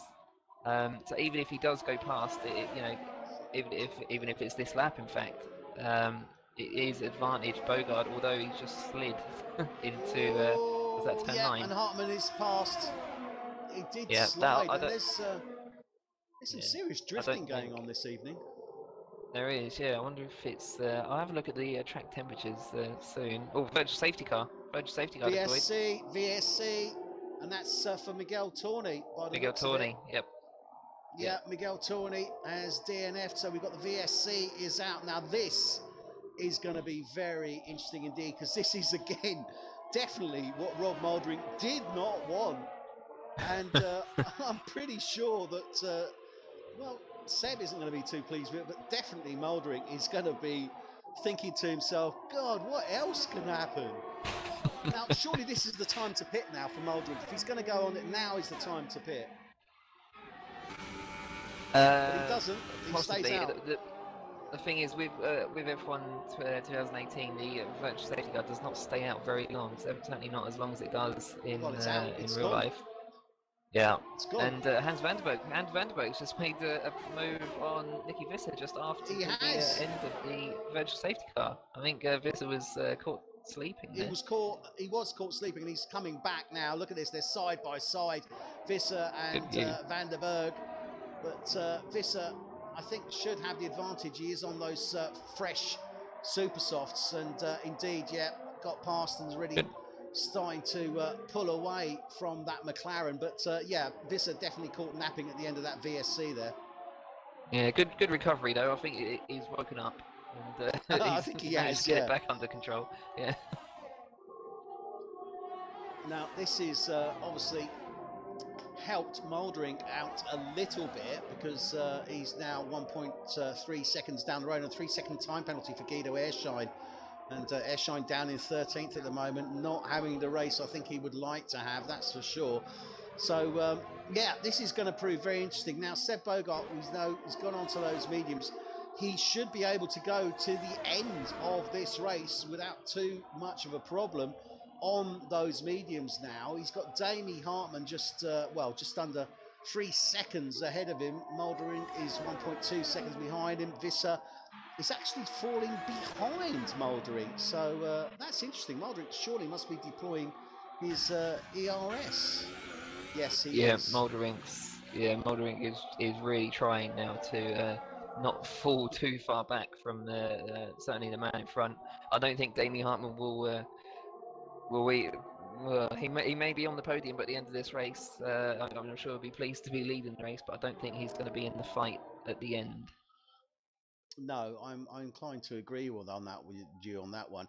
Van der Berg, though, still staying within DRS of Visser. So we know that Van der Berg, certainly from the first race, it was obviously his rookie driver, first race, and we can only judge him by what we've seen. But he certainly is a competent driver. So he is definitely looking to make that move on Visser and get as close as he can. So I think this is the unknown quantity, because we don't really know how he's going to go, but it's going to be interesting to see how he does perform on there. John Donkel, in the meantime, obviously he's got up to P6, and let's have a quick look here actually and see what the position changes are. So well, Damie Hartman up 5, Seb Bogart down 1, Muldering, Visser and Van der Berg stay where they were. John Donkel up 2, but Stan Drunkov, look at this in the Williams, started down in P19, up 12 places, and we haven't really gone on to Drunkov, and I think that's mainly because we haven't really been paying too much attention to the position changes. But a great show there from Drunkov, 12 places up to 7. That's good going. Yeah, fantastic stuff. I think the reason we haven't mentioned him is because he's had quite a, I don't want to say uneventful race, but he's been quietly gaining the positions due to sort of other people battling and crashing out and things like that, and he's just managed to keep his nose completely clean and just do what he has to do. Well, to be fair, uneventful is good. Let's be honest, you know. If you've got an uneventful race, that generally means it's not going too badly at all. And De Bruyne is obviously looking to close in on him. He's lost 6 places, De Bruyne. I mean, he's down in 8. I mean, I would expect him certainly to move up. I would expect De Bruyne to get up into the top 5 by the end of this race, but we'll see how that pans out. Marco Pullen as well. I mean, he's done well. He's up 6 from 15. Dronig stays where he is. Marcel France in the Red Bull up 5 from 16, so he's done well. Peter Phillips stays where he is. Guido Ershine, he's gone down 2 from 11. Stappers down 5 from 9, so I don't think Stappers is going to be too happy about that. And John Musler, the other rookie driver in the McLaren, he's not doing too bad. He's bringing up the rear, but he's moved up 2 places, obviously due to those DNFs that we have. Kevin Van Delft, Miguel Tourney, Zander Hermans, Martin Parder-Cooper and Boy Williamson. So Damie Hartman still leading this race at this moment in time, and we'll have to have a quick look at the stops. De Bruyne, the only driver who's done 2 stops, and we know that was because he had to come in and obviously change that nose. So yeah, it's certainly looking interesting at this moment in time. Yeah, it's shaping up to be quite an entertaining race. They normally are, to be fair, but especially. Well, we are almost rapidly approaching the midway point here, and obviously, you know, drivers settled down a bit. We've had the pit stops. The question now is, when are the next round of pit stop going to be coming in? Because clearly Hartman's going to be coming in before Bogart, and I would expect him to probably be coming in round about probably lap 29, lap 30. Now, on that basis, I probably wouldn't even go that far, but based on what we've seen so far from the super soft tyre falling to bits. Yeah, but I'm just thinking, you know, full fuel load and really aggressive driving. I mean, Hartman's got clear air. He's not having to really push in a major way. He doesn't have the same effects on those super softs that he would have, you know, they've had at the beginning of this race. I'm thinking he can probably go a bit deeper on those at this moment. Yeah, that's a fair comment. That is a fair comment. We'll see what he does decide to do. Whether he's got the confidence in the tyre. Now, Rob Moldrink, he's on 11 lap old softs. Now, he should be able to go somewhat deeper on those. And as I said, you know, projection is around about 30 to 35 laps on the soft. I think I would err on the side of caution and probably go 25. So he's probably got 14 laps left on that. That would take him up to lap 38. And that could put him back into super soft territory. So I'm wondering if he's not looking to go super softs for his second stop, and I think that probably would be a good move if he maintains that position, certainly. Yeah, I think that's all he can really do, to be honest, to try and get past Bogard and potentially still win this race, because Bogard definitely won't be coming in. Yeah, so it's just whether or not he can make up the gap of a pit stop by using the super soft tyre in the final stint, which is possible. Yeah, it certainly is, and certainly on this track as well. Now, Visser, obviously we were expecting Visser to have made the move already on Moldrink. Moldrink, he's been very good, certainly in using his ERS, and he stayed ahead of Visser, but Visser is still there in the background, and all he needs to do is make one mistake, and I'm sure Visser will take full advantage of it. But at the moment, you know, Visser on those super softs, he really needs to try and get up close and personal to Moldrink as soon as he can. I mean, he has closed down the gap, was 1.3, he's now down to 0.8, so he's taken 5/10 out of him. But he's going to have to make that move, and he needs to make it probably within the next couple of laps if it's going to be worthwhile, isn't he? Yeah, absolutely. He needs to. Oh, dearie me, and Moldrink's going top. Seriously wide there. He's going all over the place. I don't know what's happened there. He was really, and look at this, Visser's closed right down to him now.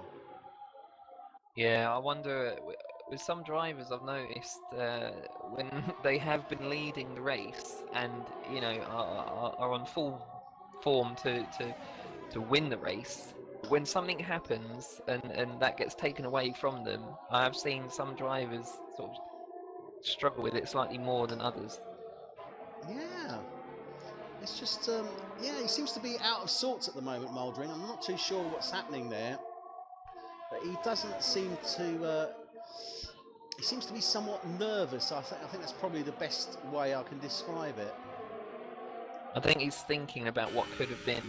He needs to get that, you know, I could be wrong, but he needs to get that out of his head at the moment. And and he's, look again, he's breaking that, that toe, as we saw Bogart do previously to De Bruyne. He's breaking that toe to Visser, but Visser is, look at this, Visser's really closed down on him now, and I think the issue now is going to be when they come to that turn 10, because Visser is going to have the advantage on that DRS, and Hans Anderberg picking up the 3-second time penalty.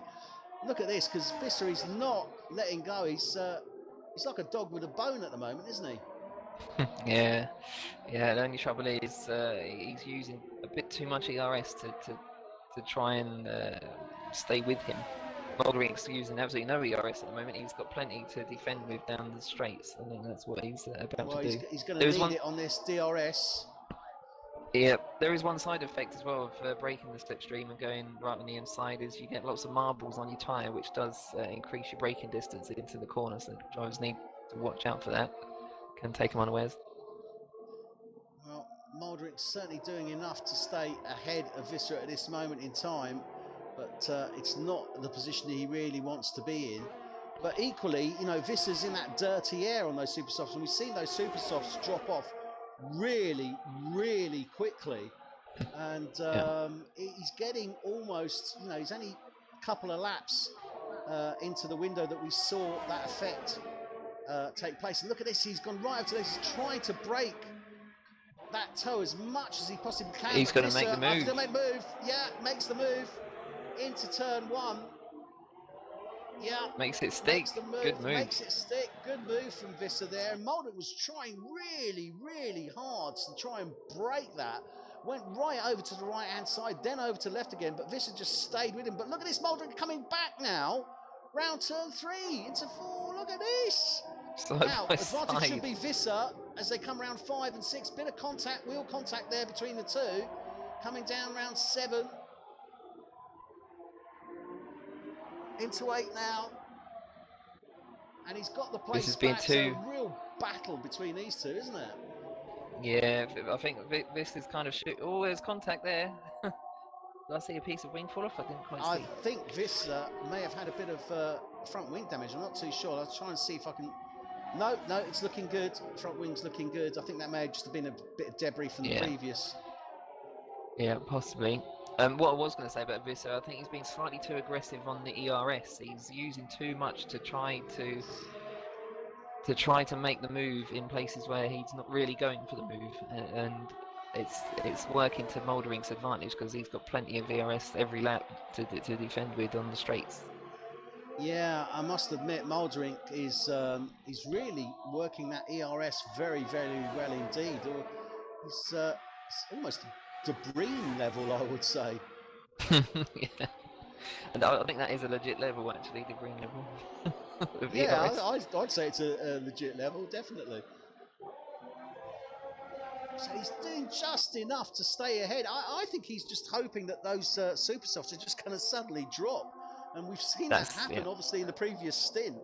And I very much think that's what Moldering is looking. Keep him in the dirty air, keep him pushing, and he's going to be, he's going to be out of my life in the next couple of laps, and I can then concentrate on getting my foot down. Yeah, I think that's it exactly. He knows exactly what can happen to these super soft tyres because he experienced it in the first stint of this race. Absolutely, yeah, in a major way. So Stan Jumkoff picking up a 3-second time penalty there. So the Williams driver not doing too bad. As we said, he's up in P8. Breen, though, he is working his way through. He's up into P7, but it's hard slog for him, isn't it? Yeah, it is. He's set consistently fast laps, though. He's matching Damien Hartman's laps every lap, and Hartman's on a much softer tyre.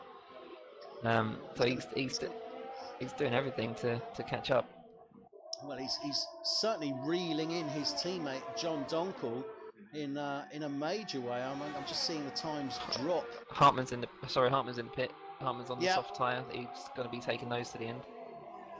So Hartman into the pits, going on to the softs,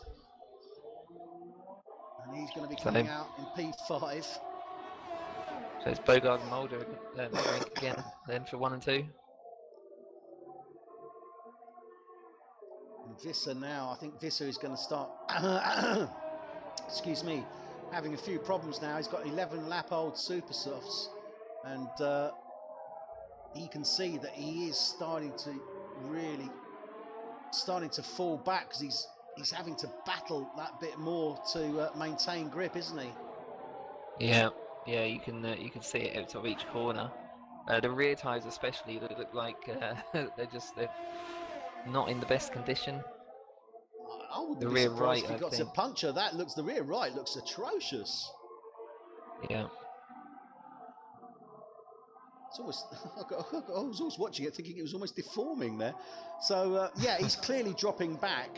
And he's going to need to make that decision to come in, I think. Yeah, and you have to say that you're better off coming in sooner rather than later. Yeah, because you won't gain anything from coming in later. No, he's staying out. Staying out, though. He's staying out. Now, Seb Bogart.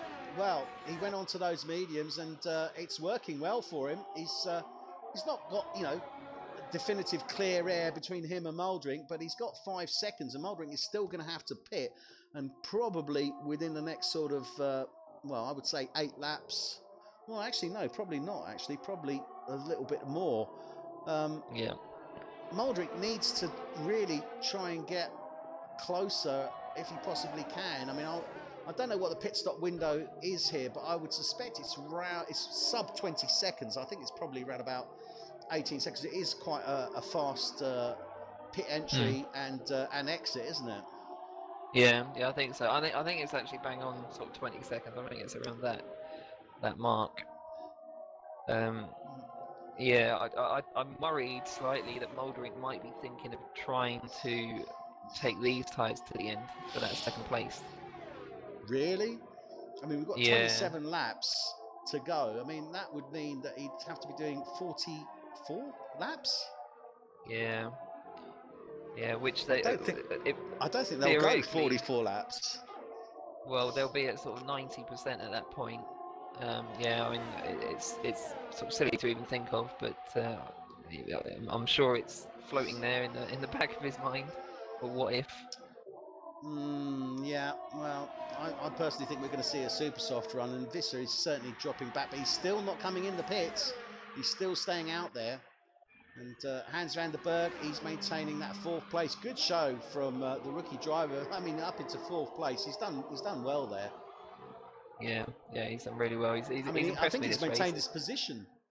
Actually, started 5th. I think he started 5th. Yeah, he started 5th. So everybody has improved in the from 2 to 6. They've all moved up at least 1 position. Don Donkel's moved up 2, but Basta Breen dropped down 5. He's still in P7. He is, look at this, he's really closed down the gap to his teammate there, though. Phenomenal. Let's have a quick look at that, because he was just over 4 seconds behind his teammate a couple of laps ago, and now he's only 1.2 off the back of him. So you know, no love lost in the team here, and I would suspect, knowing Donkel, that he's probably not going to give him too much of a challenge when he looks to make that move. Yeah, I think you're right. I think you hit the nail on the head there. I don't think he'll just sort of let him pass. He won't want to compromise his own race. I think Breen is going to have to prove that he is the faster car, but he clearly is. Let's be fair, otherwise he wouldn't have closed down that gap the way he has. But I think Donkel will be a realist, let's put it like that, and I think he won't make it too difficult when he does look to make that move on him. Now Visser, he's on 14 lap old, he still hasn't come in, so Visser is staying out there. Now is he going to, I mean, he's only got 25 laps remaining. He's on the super softs at the moment.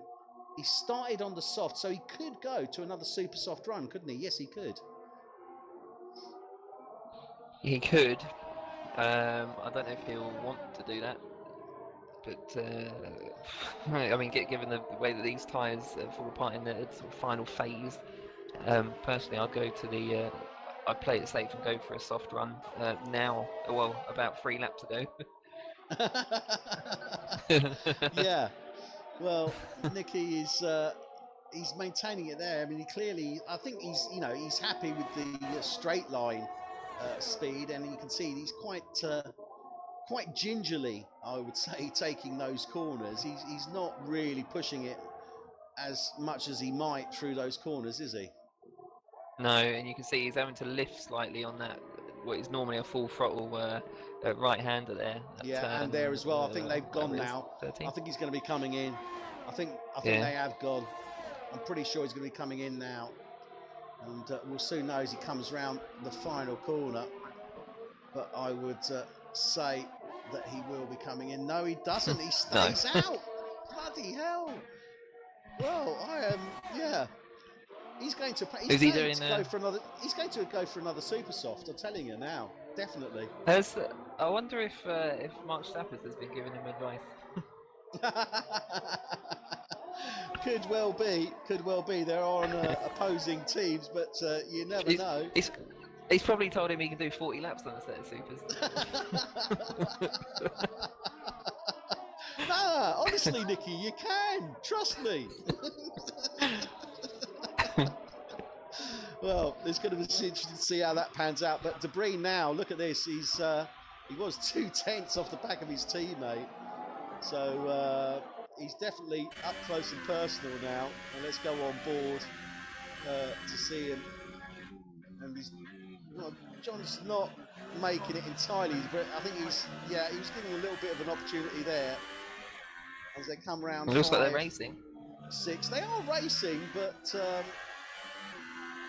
coming down now, turn 8. And I think he'll take him here once they get round 10, round 9 now into 10. Oh no, he's not really. Well, Donkel moving over. I don't know. John's I think he's defending. Well, looks like he was braking again. The drag there, but yeah, look at this full throttle around that corner there. Thing is, they're both on the same tyre and they're both roughly the same age as well, so you They have are. to say There's it's only a kind lap of a between fair, it's fair game, isn't it? It is, but oh, John going quite wide there. I think the Breen's going to look to make the move now, to be fair. Yeah, Into turn 1, no, yeah, look no at this. ERS. Yeah, yeah. And John's just, yeah. I mean, John could have looked to break the toe there, but he didn't. So, De Breen makes the move and makes it stick and is already starting to pull away from his teammates. So, Bas De Breen up to P6. As I said, I didn't expect him to get into the top 5, so he's not a million miles from that. He has got, though, almost 20 seconds to make up to Damie Hartman, but he does have 23 laps in which to do it. So, yeah, I'd expect De Breen certainly to get up to P5. So it's going to be interesting to see how that one pans out. But although that said, Damie Hartman is on a much fresher set of softs. So, I mean, De Breen is he's not going to be able to go to the end of this race on these. He's going to have to go on to some super softs. Yeah, you'd have thought so, but again, it's like with Mouldering. Visser staying out. So Visser is still staying out. 17 laps on those super softs. I'm telling you now, he is definitely looking to go for another super soft run. Yeah. Without any doubt whatsoever. Damie Hartman doing the fastest lap so far, 1:31.2. 6-0. Good lap for this, for that on the soft tyre. That's pretty good. Now, Rob Mouldering he's not dropped too far behind Seb Bogart. I mean, he's 6.2 seconds. About 5 laps ago, he was around about 5.1, 5.2. So he's only lost a second. So, you know, he's still staying in there. There is every possibility that Mouldering could still challenge Bogart towards the end of this race for that P1 position, I think. Yep, he's definitely got an opportunity to do it. It's going to be hard, but it's definitely possible, and it's definitely within his capabilities. It's Bogart's race to lose, isn't it? Really. Well, stranger things have happened, and let's not forget we saw some very strange things happen at Albert Park, because we saw both Bogart and De Breen going out, and they were both doing very well indeed, weren't they, at last week in Australia? So, you know, anything can happen, and it generally does. Yeah, no, quite right. Yeah, it was very peculiar seeing the two fastest drivers crash out, and they were both in the top 3, I think, when they did crash. Yeah, they were. So, right, we are here with F1 tonight. Let's step up this pace. This is race 2 of season 5 here in Bahrain. And what I can confidently say, a race it has been. We have seen, well, I mean, firstly, you know, it was a great opening to the race. No collisions in the first few laps, which is absolutely superb. A blistering start from Rob Mouldering. Was in 3rd place on the grid and managed to actually get into 1st place before the first corner. It was a phenomenal start from him. Now, Adrian was obviously analysing this, and we know that John Musk did jump the start. And we feel that maybe what happened was, as John Musk jumped, lights went green, Mouldering had the, if you like, the advantage, got pedal to the metal before the guys in the front row ahead of him, and that gave him the ability to pull out. But either way, it was a phenomenal start from Mouldering. Led the race, and unfortunately, we've had a few incidents where De Breen has got involved. He dropped right back, but Seb Bogart stayed in there, took the place back, or took P1 back or off Mouldering effectively, and Mouldering has been playing catch-up really ever since. Nicky Visser has moved up nicely, as we can see here. And let's have a quick look again. Visser's in the pit. Visser's in the pit, so Visser is gone in the pits after 19 laps on those super softs. So up 3 places, Mouldering up 1, did start 3's in 2. 3 places for Damie Hartman, was in 6. Hans van der Berg moved up 1, he's also into the pits now. Nicky Visser, I think, moved up about 2. John Donkel, he's moved up 2, so he started in 8. Bas de Breen, as we know, dropped down 5. Guido Erschon up 3. Stan Drunkov still there, look at that. I mean, he jumped up 10 places.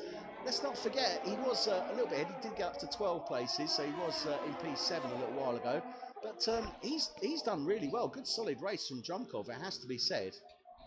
Yeah, very good. I mean, he's just coming to the pit now, so he's going to finish, you could say, at least 9th place. I think he might be able to get up to sort of 6th or 7th by the end of this race. And all valuable points. Let's not forget, at the beginning of this season, every single point counts. And it's certainly not going to be a walk in the park, I think, this season for the former winners. Obviously, Seb Bogart and Bas de Breen were formerly with Ferrari. They've now split, going to different teams, Renault and Haas. And I think that's really mixed it up for this season. And it's already proving very interesting already here in race 2, isn't it? Yeah, absolutely. It's I think it's a good mix of the teams that we've got this season. And yeah, I mean, I'd like to say that I think Renault are going to win it, but I mean, I don't know. I genuinely can't place it at the moment. And Moulderink's in the pit. Mouldering, and he's on the softs. He's not going on to the supers.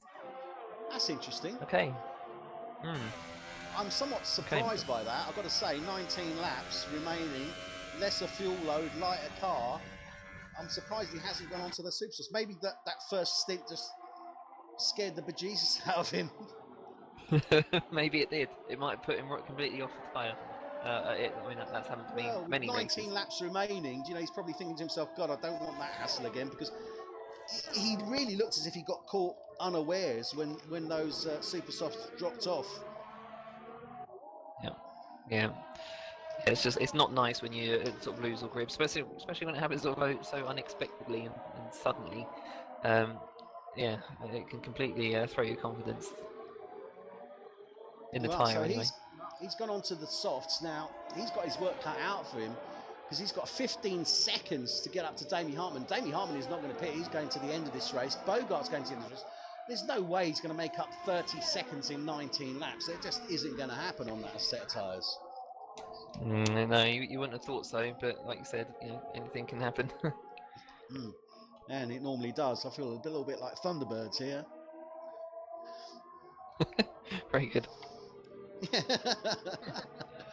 So But there only you and we me are have old it. enough to remember that. No, they brought it back, didn't they? Oh, did they? Oh, I didn't know that.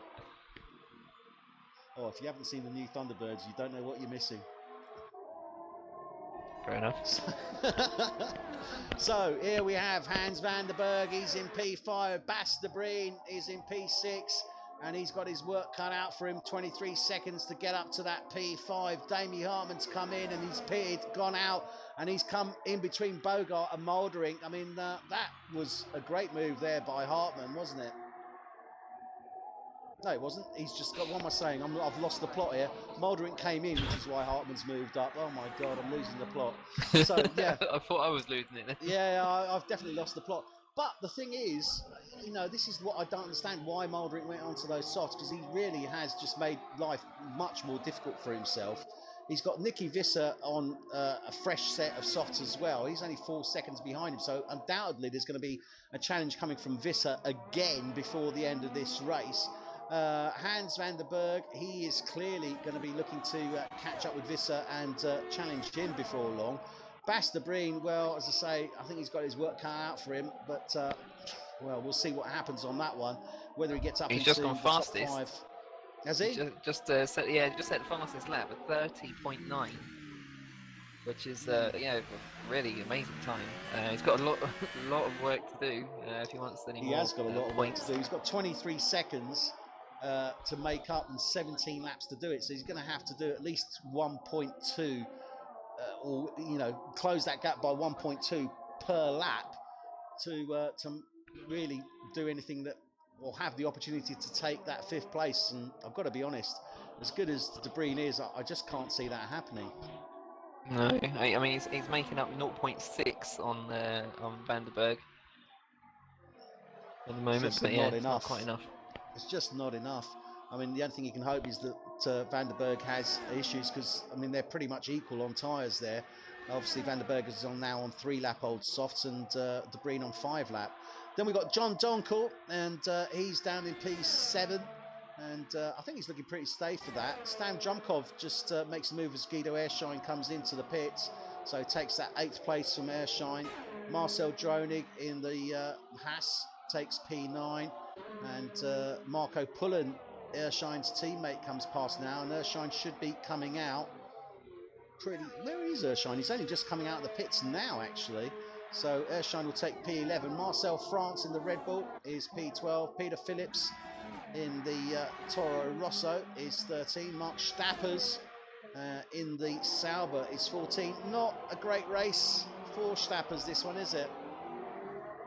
No, yeah, you have to feel for him slightly. You know, he's I think he's better than what he's shown in these first couple of races. Yeah. Well, we know he is. He's had some good races last season. Yeah, perhaps these tracks just don't suit him or his style. But there's plenty of races to go, so you know, I'm sure we'll see better things from Stappers. This is only race 2, and John Musk bringing up the rear. P15 just picked up a 3-second time penalty there. Now, interesting, Rob Moldering set the fastest time with a 1:30. Yeah. So yeah, 30.8. You know, what's he? I mean, how much is he biting into Damie Hartman? Because he said he put seconds in the past couple of laps, so I'd probably say 5/10 a lap at the moment by the looks of it. It's actually 1.1 on that last lap. Oh right. Yeah, but, he could be on for that second spot. This is going to be interesting. Maybe that's what he's aiming for. I mean, he clearly didn't feel that he was going to be able to close down the gap sufficiently to Bogart. So his target now is Damie Hartman, and he is on a fresher set of soft, so advantage will be to him if he can catch up to him. Marco Pullen picking up a 3-second time penalty as well there. So, interesting indeed. It's going to be... I'm a bit surprised, though, that we haven't seen any of the drivers go onto the super softs for the final stint. Yeah, I don't think anybody's got any sort of confidence in the tyre for them to work. Strange, really, but you'd have thought somebody might risk it. you would have thought so, and I've got to admit, I did think that Moldering would do it, and Moldering has actually jumped up into 2nd place as Damien Hartman. I don't know what's happened to Damien. Oh, he's come into the pits, and now he's gone on to a set of mediums. So Hartman came in and went to a set of mediums. I don't think he had much choice. Yeah. Hang on a minute. Yeah. Okay. Yeah. He came in. He was on softs, wasn't he? With 12-lap-old softs. 12-lap-old softs, and he's come in and gone on to a set of mediums. I wonder if he had a drive-through or something that we didn't see. Let's have a look at the race director. I'll have to investigate that. That was very strange. That's his 3rd pit stop. I am somewhat perplexed by that, I've got to say. And also with the tyre choice, I am even more perplexed with that. The tyre choice, I think maybe he didn't have any I don't think he had any choice left. Yeah, he had no choice and had to go onto the mediums. But why did he come in on lap 12 from those softs? That is peculiar. I don't know. Unless he had a bit of a, brain fart. Well, yeah, because I don't think there was any incident. I mean, he hasn't lost sufficient time to warrant, say, a nose change or anything like that. So, yeah, I am somewhat perplexed by that. Undoubtedly, we will have the answer to that at some stage, whether those softs just went out from under him. But 12 laps, I wouldn't have expected that, and he wasn't really pushing so hard. Marcel France picks up a 3-second time penalty. But, I mean, Rob Mouldering is going to be a happy bunny, obviously, because that P2 is looking pretty safe at this moment in time. He's got Hans van der Berg, though. Look at this. Hans van der Berg I know, up into I know. P3. I was about to say that. You know, he's made the move on Visser, clearly, and I'm sorry we did miss that. I apologise. I was obviously somewhat perplexed by Hartmann and we missed that move, but yeah, Van der Berg up to P3. Is this going to be a second podium finish for the rookie driver? Yeah, 2 out of 2. Yeah, it's when we talk about consistency, that's remarkable if you can achieve that. Well, it's a good measure, I've got to be honest, because he's got Visser behind him and they're both on the same tyre and the same length as well. They're both 6 laps old, and this is going to be, I feel, a good measure of what we can expect from Van der Berg, because Visser is a very, very competent driver, and I think this is going to give us a good idea of how he's going to perform during the rest of this season. You know, all 19 races to go. Oh, dearie me! Oh, power slide around turn 15. Power slide, majorly, and Visser has taken full advantage of that. Pulls ahead of him. That was. We really have seen some drifting this evening. We have indeed. I wonder if he's got the stream on. Perhaps he heard his name mentioned and it might have put him off. Either that or Visser's got the stream on and thought, well, I'm not having this. But look at this. This is real wheel-to-wheel action with these two. They're, you know, none of them is giving any quarter. This is full on, isn't it? Yeah, they're really fighting for that podium, aren't they? These two drivers. And a bit of a dive bomb. Oh! I'll tell you what, that would have been a sweet move if he'd done it right, but this is really... Oh, look at this. He's going to go for it now. He's just cutting those apexes to try and get the advantage on Visser, and he's got it now. But look at this. Hartmann now is coming to the mix as well while these two are fighting. Hartmann's sitting in the back, and they're side by side. And, yeah, Van der Berg gets the advantage. And, well, I wouldn't... aggressive, but not overly so, I would say. Certainly, well, I don't know, that dive into turn 8 was interesting. Well, put it this way, he's no Sander Herman, is he? No, definitely not. Definitely not. No, he's not worried about a challenge. But look at this. Davey Hartmann now has come into play. We were questioning those mediums, but he's now come into play. Yep. And he's made the move on Visser. He's made the move on Visser, and now he's challenging for Van der Berg as well. Round the outside. And he makes it stick. Well, Davey, and he's gone off. And Hartmann's off.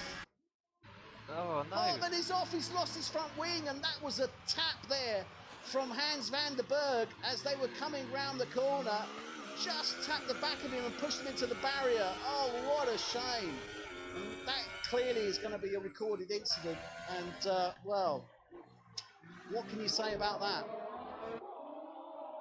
Well, not too much on air, I'm sure, but yeah, it's not really what you want to see. Drivers doing sort of so well to recover, make a really good overtake, and yeah, unfortunately, you know, these things happen. They get knocked off. I do feel for Damien Hartmann. Yeah, I've got to say, I do as well. It's a great shame. I mean, I'm not... Okay, it's a racing incident. I don't think there was any malice intended there, but, you know, Van der Berg is clearly, you know, he's not a shy driver. He is pushing, and I you know, it's not ideal, but I would put it down to race incident, unfortunately. Just one of those things. Yeah, it could be. Although you have to kind of feel that you don't agree, Adrian, obviously. I don't agree. I don't. I think Van der Berg's race is falling away from him rapidly. Yeah.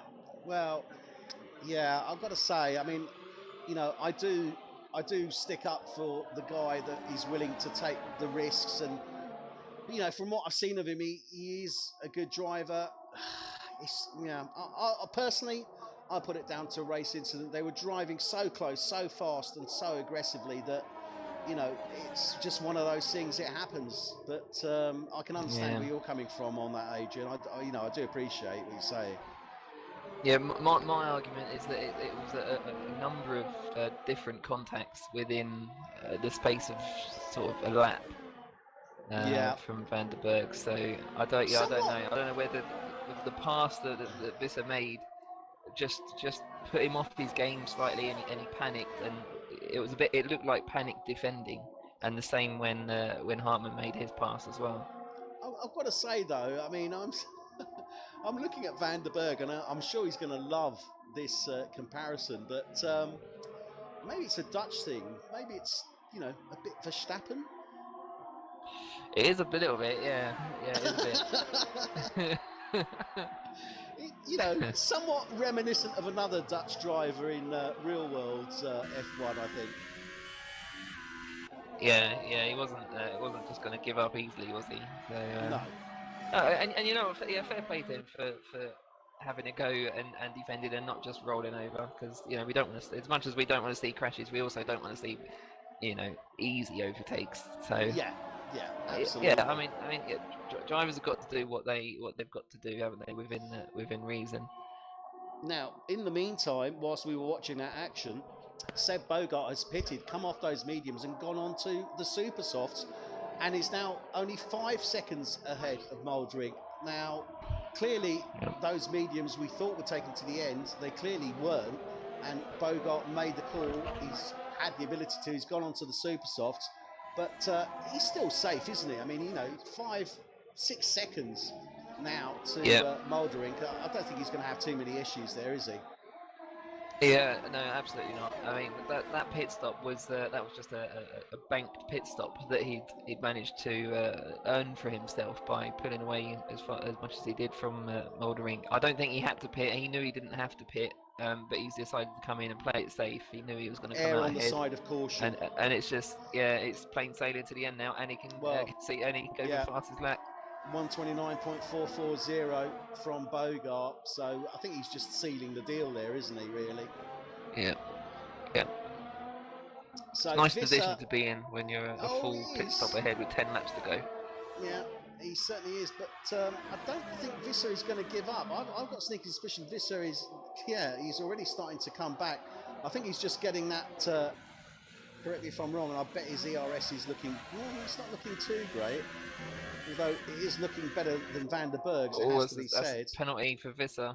Sorry, 3 seconds. Just, cut the corner. Now, penalties have obviously been made, and I'm not too sure how that's going to affect the overall outcome. Haven't seen too many, to be fair. I think those are the first 3 that Visser's picked up. They might be the second, I don't know. It's worth having a quick check of that. Yeah, Van der Berg's got 2 penalties, so that's 6 seconds, and Visser's got 1. Oh, he has got 1. Okay, so that's all right. Yeah. So at this moment in time, Visser is well. In that instance, Visser is looking at a podium finish. Yep, and deservedly so, I would say. Yeah, I've got to concur with that. I have to concur with that, certainly, because he is a quality driver. Certainly was a consistent driver in season 4. Had some incredibly bad luck, though, it's got to be said, in season 4 in a number of races. Yeah, he has. Yeah, almost every race, I think, in some way. Some sort of bigger than others, but you know, if he'd only been driving a McLaren last year, we could have said he was Alonso. Absolutely. Yep. And you know, I know, you know, he's a decent guy as well, and yeah, it is a shame to see him sort of get involved in, well, to have the poor luck that he's had. But it is nice to see him up on the podium, or potential podium positions. Well, and I've just cut now to P7, Stan Drumkov, and he's looking to try and make the move on John Donkel as they're coming down to turn 1. But I've got to say, very impressed with Stan Drumkov in this race. Really am. Yeah. He's done a great job. I mean, you know, 12 places. He's back up to P7. I've got to say, great race from him. Absolutely superb. Yeah, he's done very well. Yeah, as you say, he's gained 12 places from the back row of the grid. He's actually stopped twice. I thought he only stopped at once. I know he started on the medium tyre. I thought he might be doing a medium to soft, but he's done medium soft, which is fair enough. Yeah, it's a good run, and it certainly served him well. And as we say that, he's going round to 10. Oh, the commentator's curse is alive and kicking. It's amazing that we have that power. It is, isn't it? The power of speech. God, it is amazing. It has to be said. But yeah, I mean, you know, fair play to him. I think actually, to be fair, I think he actually races with a controller. I don't think he has a wheel, and you can see that in the way that the car moves on track. I'm pretty sure he is using a controller actually. Yeah, I was looking at his sort of steering inputs, and yeah, it might be. It might. You can never sort of 100% tell. But well, it depends how good you get on the controller. To be fair. Yeah. Yeah, I'm inclined to say he's actually on the wheel. Yeah. I think so. Oh, I'm just going to go on board with him now and just have a quick look here.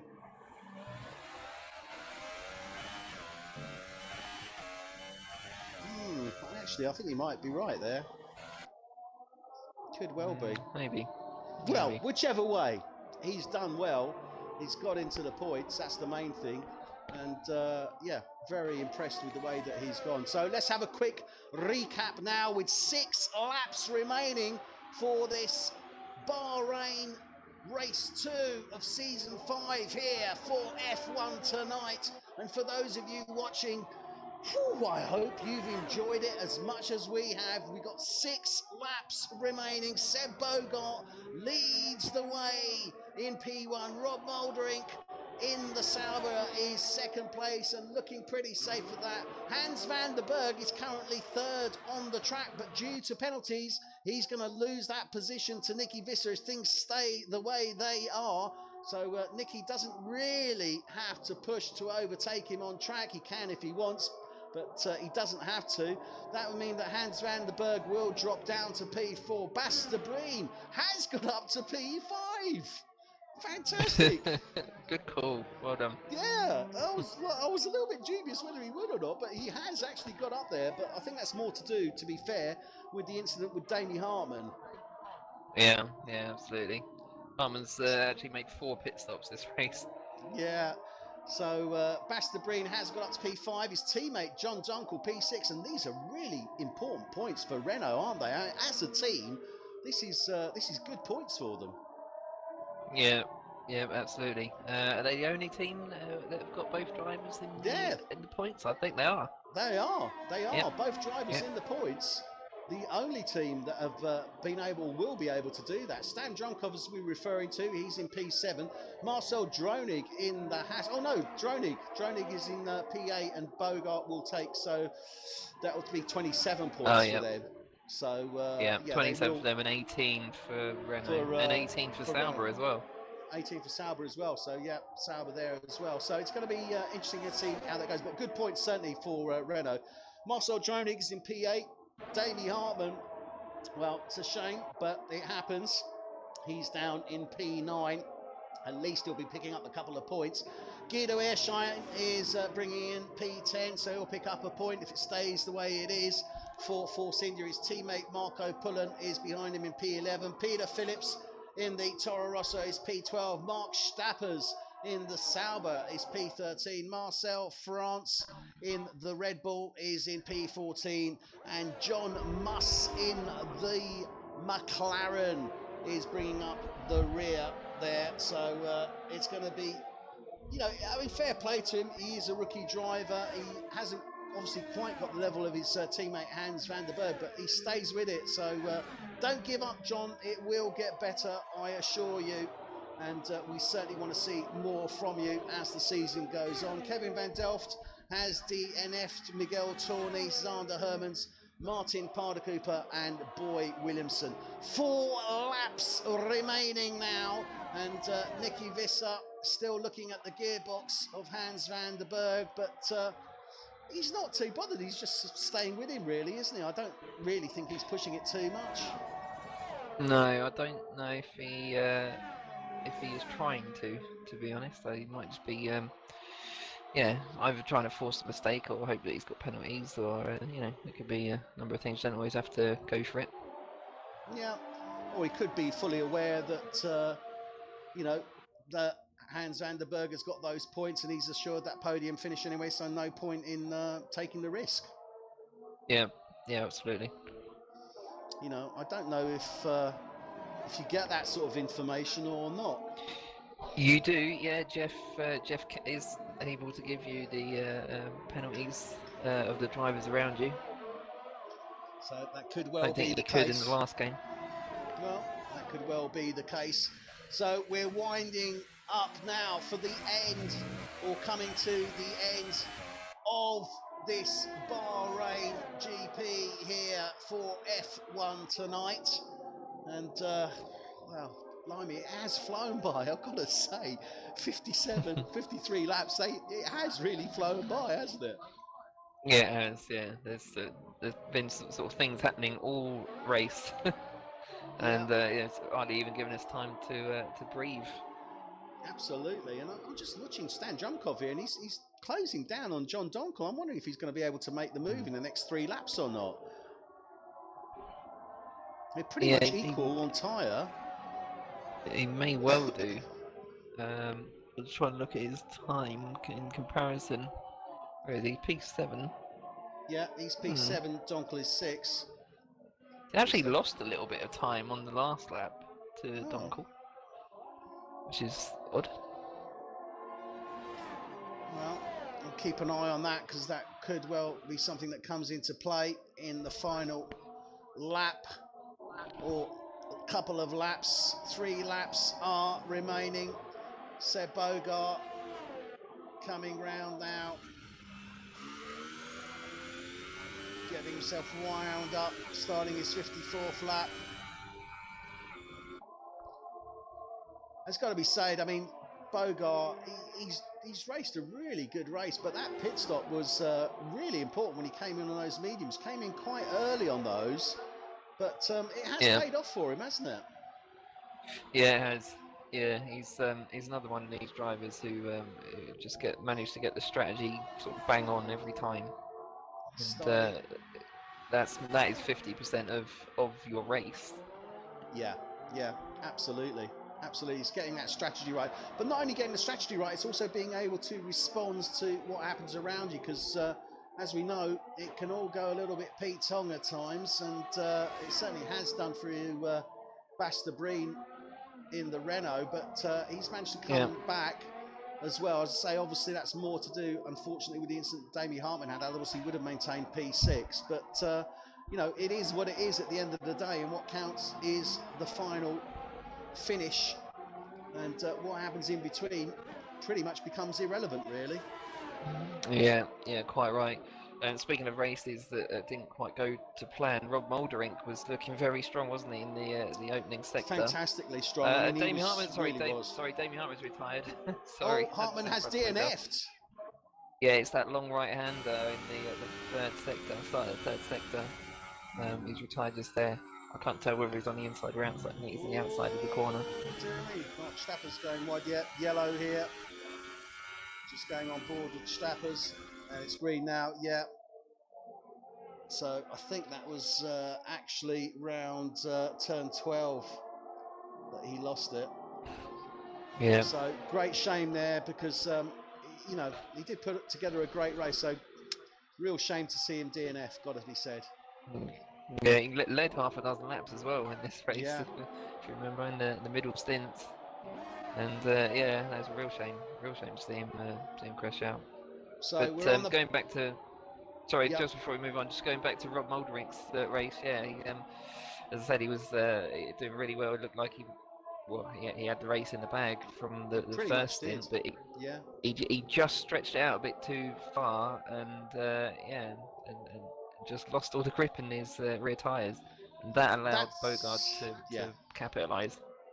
Definitely, and that's where he went wrong. I mean, he should really have come in lap 9 or 10 and changed those tyres, but he stayed out, and that's what cost him this race. So it's got to be said that that first stint, that cost him the race, because when those super softs dropped off, they dropped off in a major way.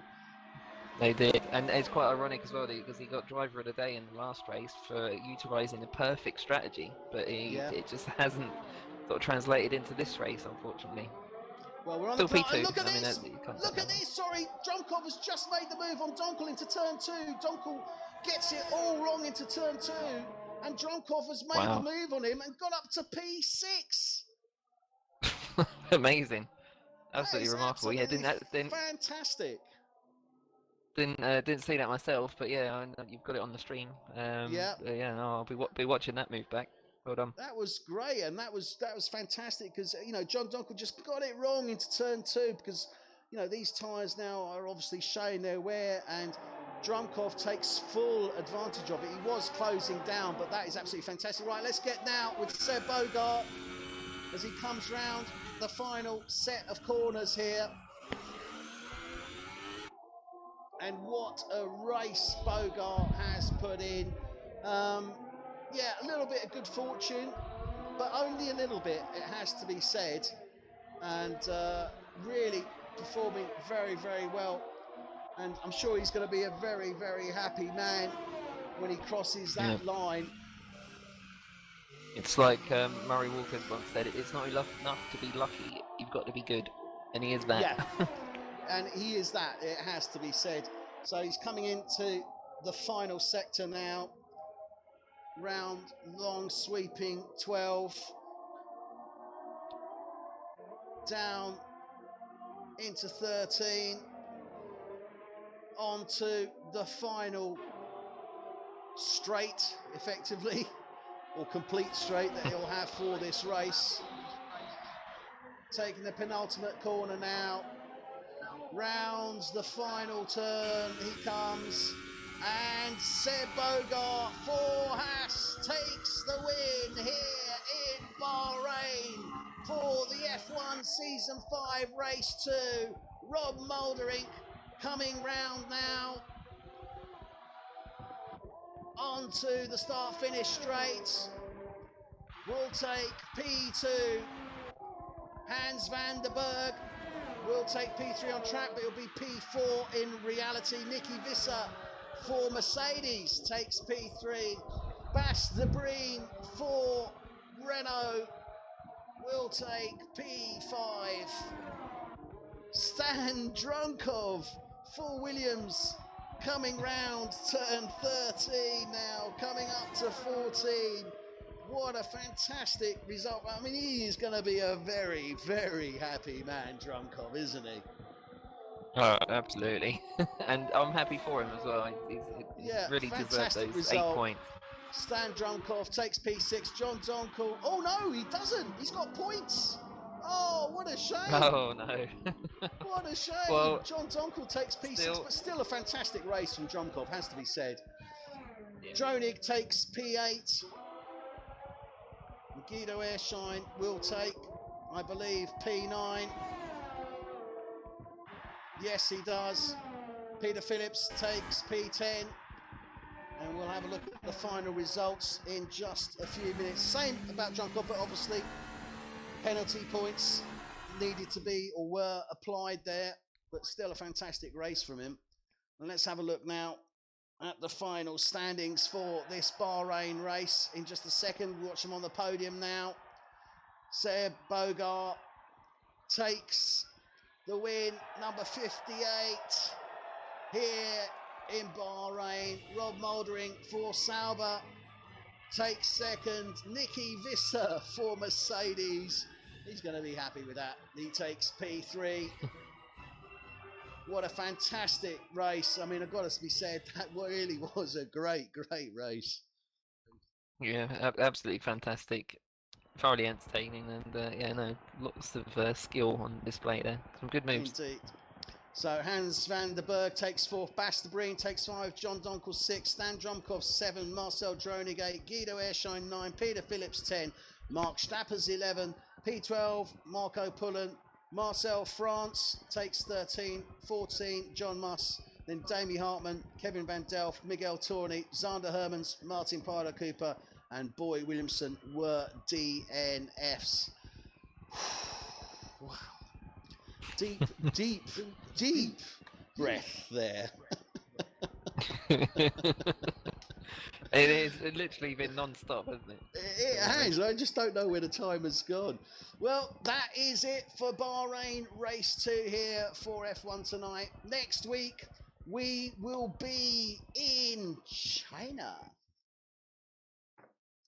So that's another track which is, well, a fantastic track. I've got to say, I do love that track. So next week, Chinese Grand Prix. We will be here Thursday evening from 7:30. Make sure you tell your friends, your neighbours. Make sure you tell all your friends that are into F1 that it's certainly worth watching F1 tonight. The only Xbox full race distance league. And as I love to say, this is real Dutch hardcore racing. So we look forward to seeing you next week. Thank you for joining us. Adrian, would you like to sign off for this evening? Yeah, thanks very much, Eddie, as always. A pleasure to commentate with you. And yeah, see you all next week. See you all then. Take care. Bye-bye.